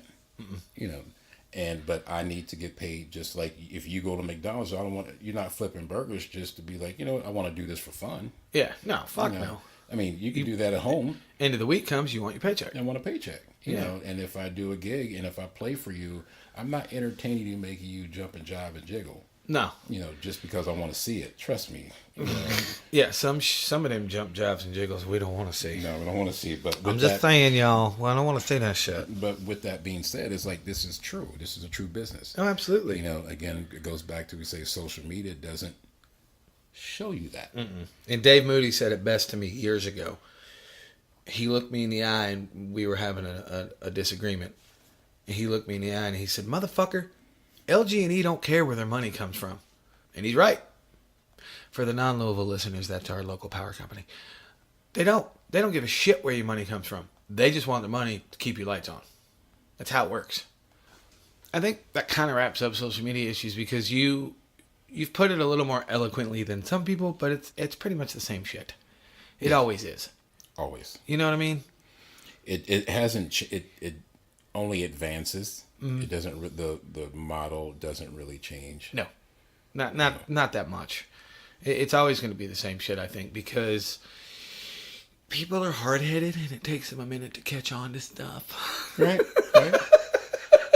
And for the ones that know, it's like we don't have money to promote, so guess what? Let's figure it out. Yeah. And if you know how to use that, and there's people who are geniuses at it. Oh, yeah, absolutely they are.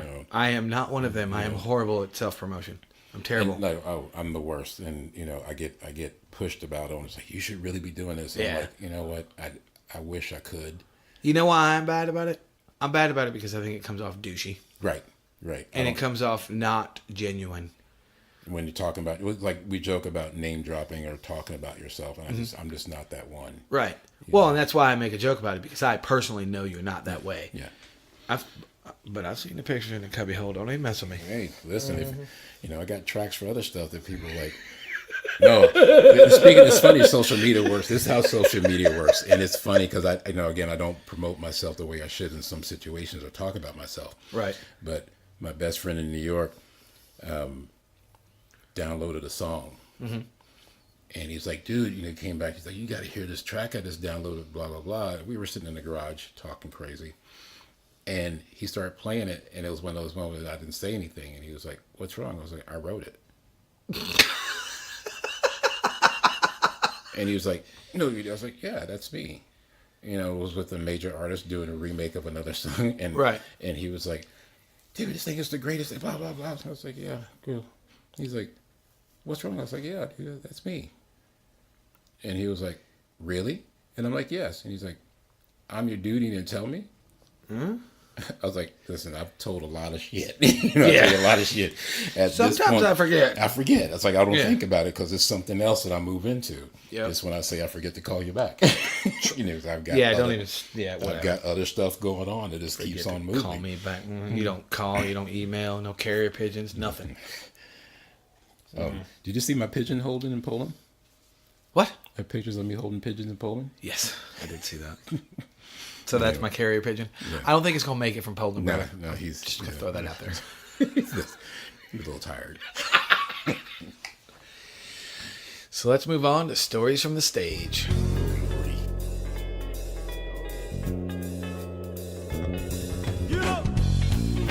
All right, so what do you got for me? Because I know you've toured the world. Because you're Mr. World Traveler. Oh my God, your fellow fashion. My third passport. I don't even have one. You better get it now, player, because we got work to do. Gauntlet has been thrown? Yes, please. I'm telling you that now. Get one. We got work to do. I can't do work without it. All right, then. Yeah, because I've seen one video and I was like, Alex needs me. Yes, please. Please. I'm begging, and I don't beg, please. All right, so what do you got? You can be good or bad. It's up to you. Yeah. So we already know you ran out of gas at holidays. Yeah, that was the fun part. That ain't nothing. The best was it was 2 and 1. Okay. I was out with Miss Lauryn Hill. Oh, I forgot that you did that. Yeah. I forgot about that. I was out with Miss Lauryn Hill. Wait, let me write that down. Another reason I don't like you anymore. Mop the floor of this mess. Yeah, man. I got holes in my carpet in my office. We were traveling to Canada. Mm-hmm. The first part was the bus pulls up into the hotel. Right. And Snoop Dogg's uncle was sitting out front. So we're talking for a minute before we're waiting to get checked in. And there were no smoking floors. Right. I'm like, we need a smoking floor. Snoop Dogg took all the smoking floors. The whole floor. So there was a couple of us, other names I'm not going to drop, but there was a couple of us who were just... Oh, you on a roll now. Yeah, why not? Let's do it. So we were kind of like, let's talk about this. Mm-hmm. You know, and it's no secret. I smoke weed. Okay. But so I was kind of bummed because it's cold in Canada and I don't want to go outside to smoke weed. Right. So why not have a smoke room? But we can't because Snoop took over there. So they finally said, okay, he relinquished a room. Right. We get to the floor, the elevator opened up, and it was just like, you know, when smoke in a room is just kind of wavy. A haze. The haze. That wavy haze, yeah. And it just hits you. And it's like... At that point, you went, I don't need a room. I don't need a room I just now. need to stand in the hall. Just to stand in the hallway for a minute. And I wish I could be like, no, really, this is true. So we're dealing with that because we were also doing it was the same festival. We're on the same festival, and he was on one stage, and we're working on another. Right. And there was a point where, fast forward, we finally do this, and we're having a good time. Right. We finally get to the stage, blah, blah, blah. And I call it the glam squad, which is, you know, the clothing people who work with her and her outfits or whatever. Right. And because the way the stage was set so high and it was very windy, mm-hmm. I just happened to notice some clothing that they were putting up for her to choose. And I was like, please don't put her in the miniskirt because it's windy out. Right. And what does she do? She comes out on stage in a miniskirt. And it was one of those moments, everything's fine until the wind starts going. Then I realized all the media are cameras looking up at a 45-degree angle, yep, taking pictures. Mm-hmm. And we're going to her assistant, yo, This is not good. This is not a good look. And Right. there's because there's fans going in, blah blah blah. There was a point where her assistant has stage fright, so she won't go out on stage to move the fans or whatever. Right. So they're going back and forth trying to tell. Can you tell her? Can you move the fans? Right. The problem is I'm a Southern gentleman. Because if you have to bend down to move the fans, you have to know where the fan is pointing to.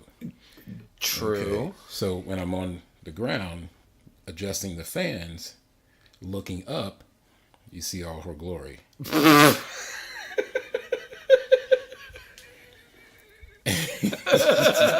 see where this is going. Yes, I do. So needless to say, I knew a lot more than I needed to know about her outfit. or the lack of. The lack thereof. Okay. And that's what happens in Canada. yeah, that's happens. So after the show, she comes and she's screaming. She's mad at me. How come no one's doing this? How come no one moved the fans? Blah, blah. She's like, oh, you like you didn't move the fans? I'm like, I'm looking at your crotch. Right. And the fact that you have pink and purple underwear on. Right. Thong on. You have a thong on, and I know it's pink and purple. Right. That's not me. So put that in check. Don't let that happen again. I'm a Southern gentleman. I'm going to tell you straight out. We don't do that. Right. Well, I'm this and that. I don't give a flying fuck who you are. Right. This is something that I don't do. Right. It's like my grandmother going to come out of the grave and whoop my ass. No. No. So our relationship became really good at that point because it was at a point like, again, I give no fucks on who you are. Right. You can have a name, all, blah, blah, blah, all day long. Fuck you, pay me. Oh, I get it. But what movie is that from? Uh-oh. Ooh, put you on the spot. Yeah, that's the spot. That's the spot. You building burnt down? Fuck you, pay me. Come on now. Your liquor didn't show up? Fuck you, pay me. Give it to me. Oh, I'm hurt. I'm hurt that you don't know. It's a bad scene. Goodfellas. Oh, perfect. But that's real, though. That's real. No, it is real. You know the artist Michelle DeGhiacciolo? Mm-hmm. I don't know her personally. Okay, but I'm not as cool as you. now there was a moment I was doing a show and I was playing. I'm way less cool than you. Please. I'm just kidding. Captain Kangaroo is cool.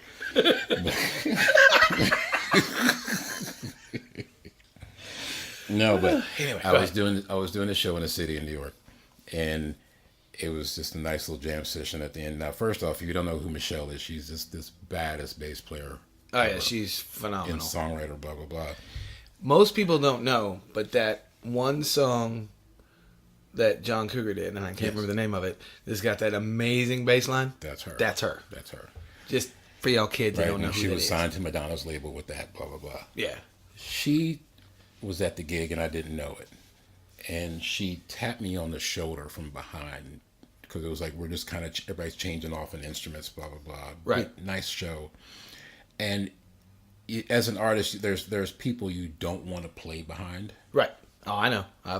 Yes. I'm just gonna leave it alone. Yes. And you know, I pride myself on what I can do. Mm-hmm. You know, my ego's like, here I am, but I'm doing this, blah blah. She taps me on the shoulder. I'm like, oh, cool, Michelle's here, and I'm a big fan. You know, I was a big fan. No, I'm a big fan. But it literally was, I gave her my bass because she's really short, so she had to sit on the amp. Right. You know, and hold the bass, and she was sitting there, and I went to the bar, and no one realized that we changed, and I sat at the bar with a drink, and the singer in the band that I was in was like, yo, Alex is killing it, blah blah blah, this and that, and I'm tapping like, no, that's Michelle killing it. To the point where it was quite embarrassing because the same bass line that I was playing, she was murdering the bass line. Nice. To the point where it was like, wait, not nice. No, nice. Yeah, it was nice, but not nice. It was just one of those moments like, it was one of those moments like, I couldn't ask for the instrument back to be like, I got to play now. Right. So I was like, no, you go ahead and You play. finish the Please. set.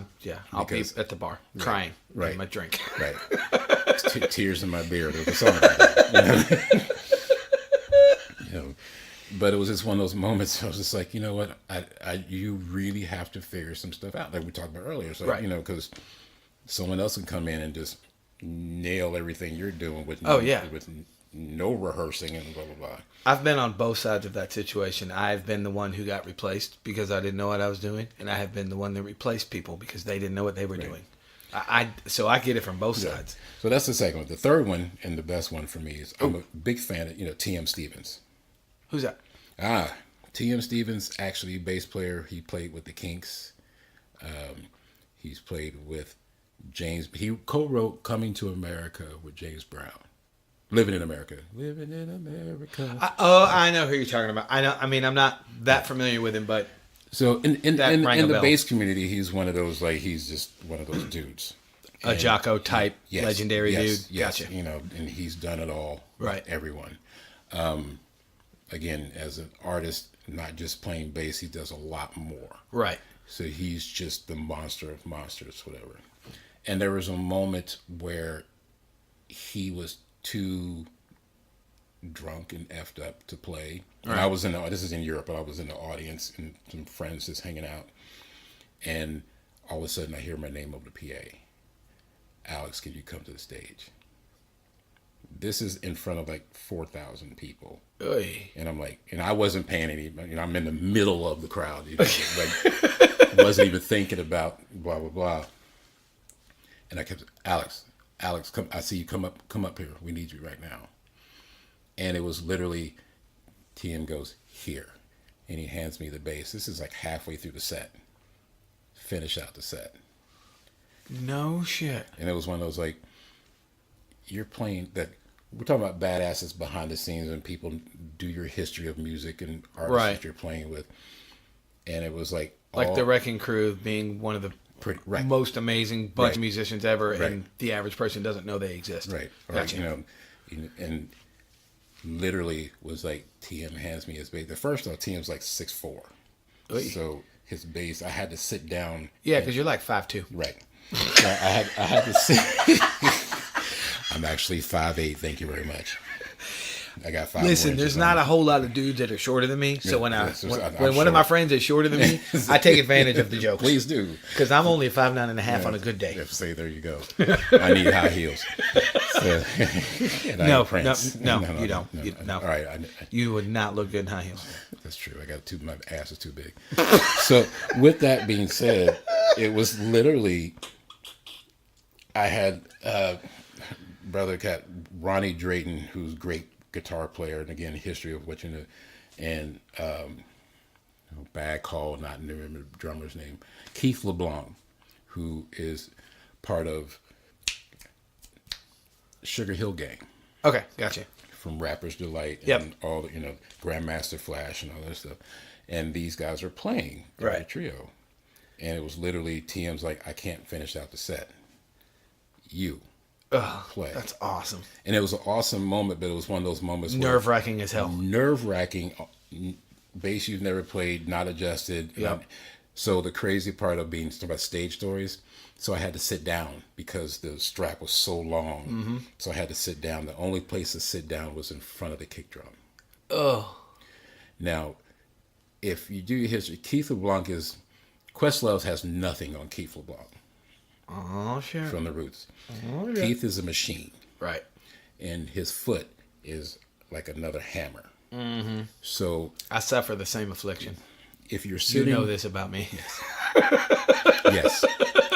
So imagine, you forgot, didn't you? So right, yeah, yes. But imagine sitting in front of that kick drum, in front of all these people, and someone trying to yell out the chord progressions for you for songs, and it's just kick is just pounding. Oh, that had to suck. Pounding and pounding, and I wasn't prepared. I didn't have earplugs for nothing, so it was one of those. It was a moment of pray. Your head's gonna explode. Yeah, I'm dying. It's like sitting your head in the Liberty Bell and someone is banging. It going and going, and then someone in the other ear trying to call out chord progressions. Right. To get through another half hour, 45 minutes of this set. Oh, that's crazy. And it's cool. It's but cool. It's crazy. And it was just one of those moments, and it was like a high moment and a low moment because your idol hand you his bass. But then you realize your idol can't finish because he's too effed up to do it. Yep. But then it's like your other idols are here counting on you to help them finish through this set. And you can't hear shit. It ain't your gear. Shit. Right. None of this is. And you can't touch anything except just turn it up and play. Right. So turn the volume knob on and go. Right. So that's set really well with me for a long time. Oof. But yeah. Did the night end okay though? It ended out well. Nice. It ended out well. It's like, again, it's like it puts that notch in your belt to be like, hey, you did it. You're one of the guys that can really pull, Yeah, you can pull that off. But, it's at a point, it's like you just have, that's where the behind the scenes of rehearsing your instrument, not even rehearsing, practicing, knowing what you can and can't do. Yep. And the ego goes out the window quickly. Oh, yeah, for sure. And, it's like, it shows what you're made of. Oh, yeah. Because none of this is easy. No. As you see the big stadiums, the crowds, or the small clubs, whatever, it's work. Oh, yeah. And if you don't know what you're doing, at any point, it's a train wreck that you're just, it will either make you quit. Mm-hmm. Or make you better. I don't think there's really an in-between. Because I can say I've been on both sides. I've been in massive train wrecks that made me want to quit. Thankfully, I didn't. And I've been in train wrecks that have made me a better player. Because I know what to look for. Right. You know what I mean? Right. One of my favorite quotes was from Miles Davis. And the guy that was interviewing him said, well, you're playing this jazz and nobody really knows what exactly you're doing. What do you do when you make a mistake?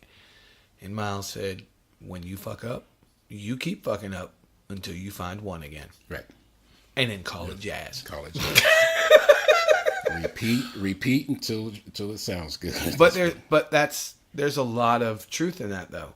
Because a lot of people say that I'm good or I'm great or I'm this or that and that, and I'm not belittling anything. I take all compliments and all criticism. I don't care. But I think one of the things that does set me apart is it's not that I don't make mistakes. My recovery from my mistakes is almost always perfect. Right. Because I learned from those mistakes. I learned from those train wrecks. I learned, I don't know where I am. How do I get out of this without screwing up who I'm playing with? Right. Because if I can save myself, they're going to be fine. If I drop it, we're all dead. Right. And that's the hard part from drummer and bass players, because it's like if you or myself either fall out, the whole thing is gone. Yeah, they're screwed. Guitar players and keyboard players can be like, let me go get a drink. Yeah. Watch this now, Larkin. It sustains forever. Right. But there is a lot of truth in it, and I think that's one of the things that does set me apart a little bit, is because I learned how to recover from mistakes from that article. And you have to, because it stuck with me to this day, but it hit me like in the head. I went, holy shit, that's the most true thing ever. And it's funny because you mentioned it's me playing, like I have a circular motion in playing. Mm-hmm. Part of that also is I never start exactly on the one. Which is that teaching yourself how to come out of mistakes. Yep. Basically now, when I'm playing and start to play, to know where you are, and as that circle motion, I'll start to play around the note until it falls right into it.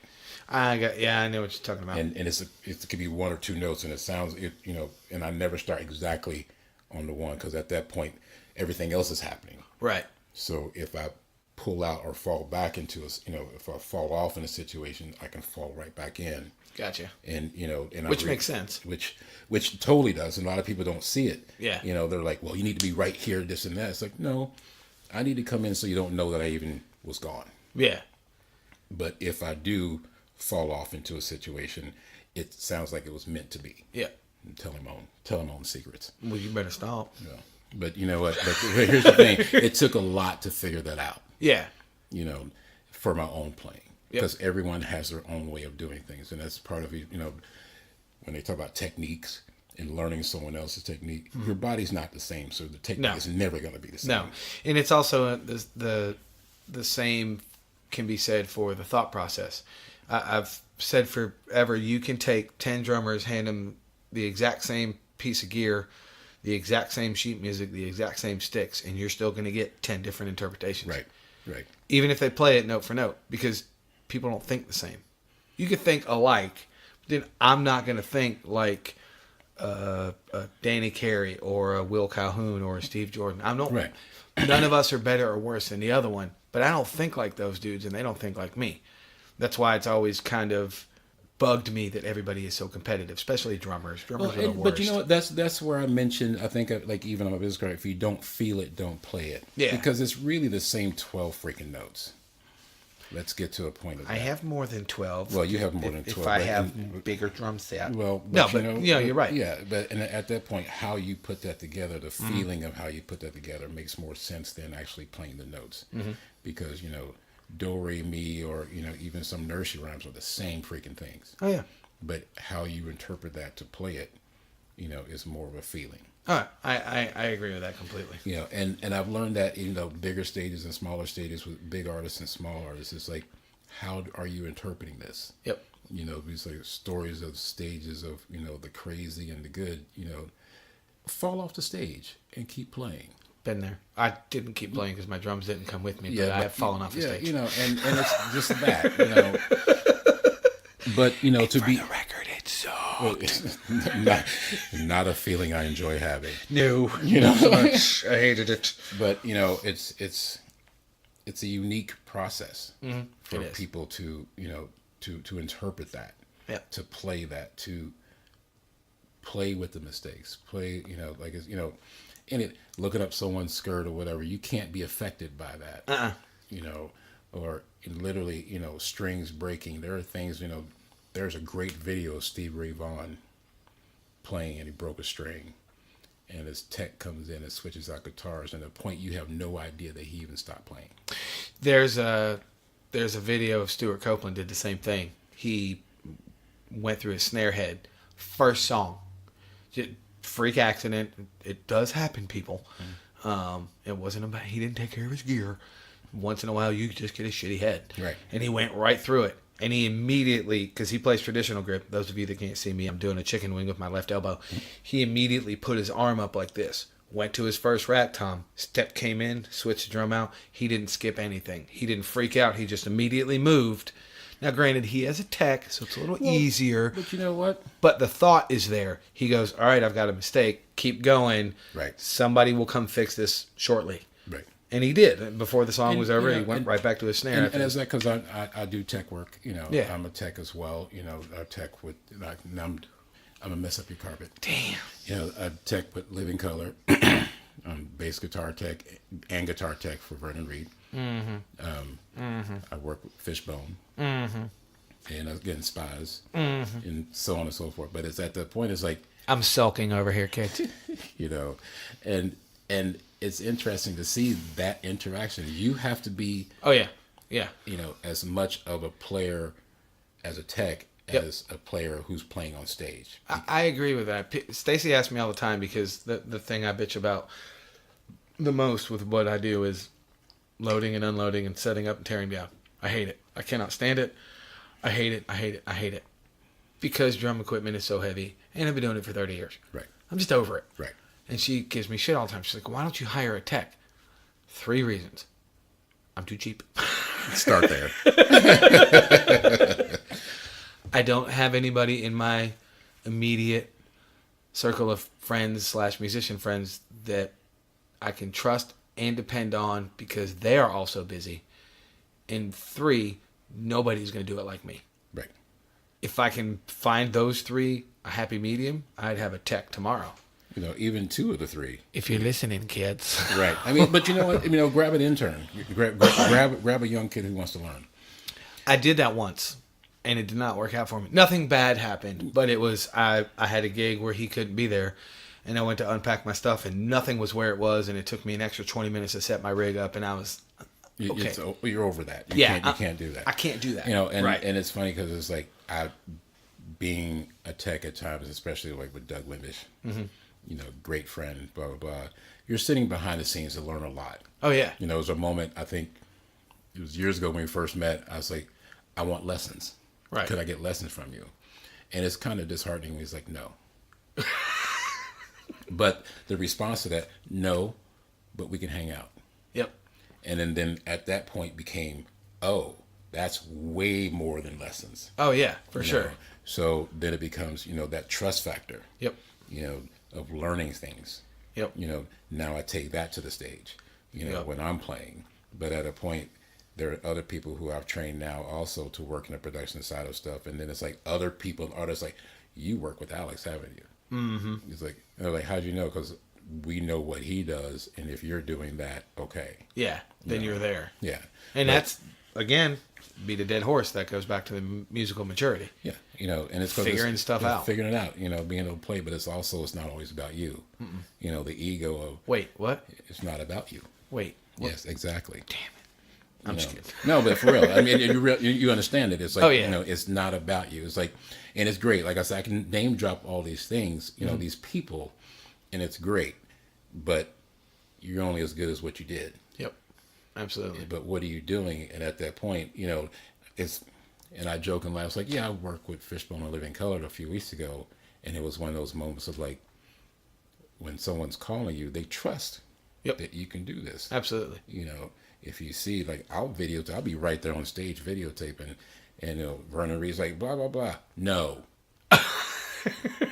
You know, there's things that just like, no, you know, because I can do that now. You know, it's like, because it's like, now you're wilding. You know, if you know Vernon's rig, he's always wilding. Love you, V. But you be wilding sometime. All right. So let's move on to what are you listening to?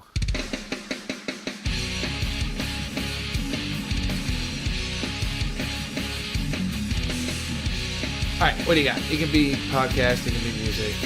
It can be the birds chirping. What? Wow. What am I listening to? I have to pull up my Spotify because You're not the first. because I listen to a lot of crap. Richard Spaven is some kind of chill drum and bass vibe right now. Gotcha. Cronix, an artist who I work with, and Dub Trio I've heard of that. are kind of the main. Nothing But Thieves. I mentioned that to you a few weeks back. You did, and I've heard. You actually let me listen to some of that when I was at your house. Yeah, some great songwriting. Yeah, there's some good stuff in that. I need to get back to that. Most of my listeners know this. You probably don't because we don't ever talk about it. I go through phases where I listen to music for enjoyment, and then I have to stop it because I'm learning other songs. Right. And my plate is probably. I'm not exaggerating. I bet I have 150 songs I have to learn.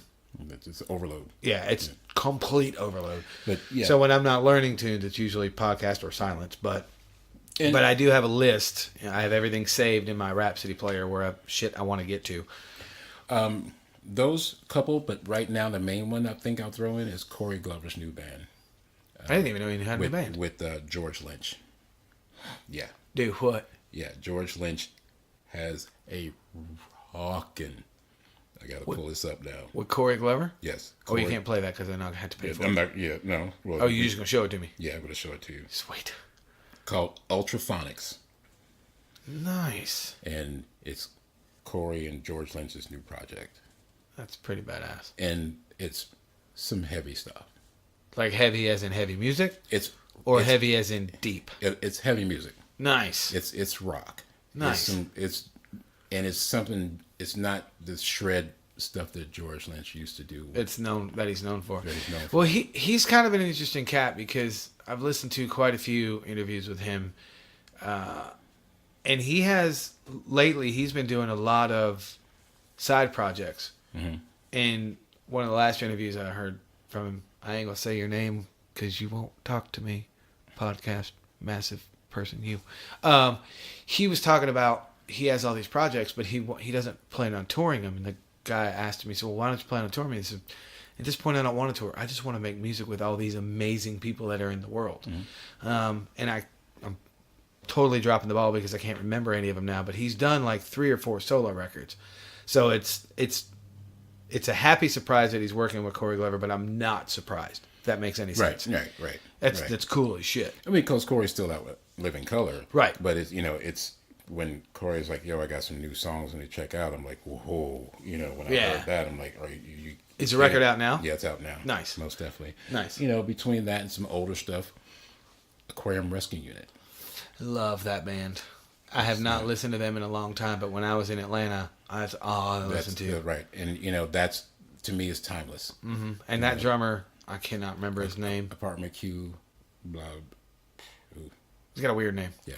He's a monster player. Monster player. Monster. I mean, the whole band's good, but that drummer's... These are what I call musicians. Oh, yeah. You know, in a sense, because you're not going to know them unless you're a Grateful Dead fan. Right. Or, you know, whatever. But it's in that jam band scene of a few things, whatever. But they're just great musicians, and also is great music to listen to.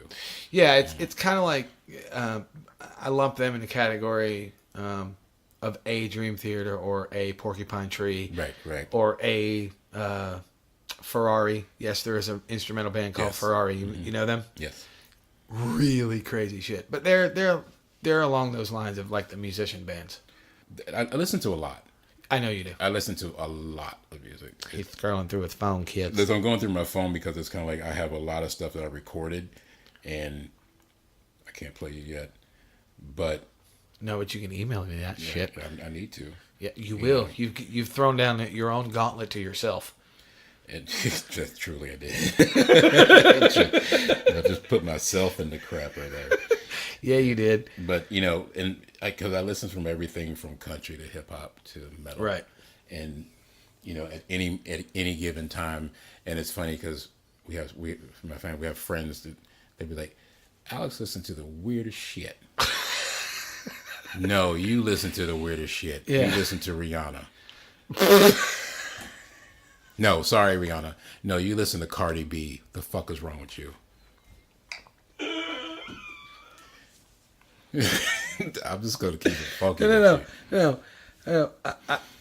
No. I'm ending right there because I don't know why that chick is even famous.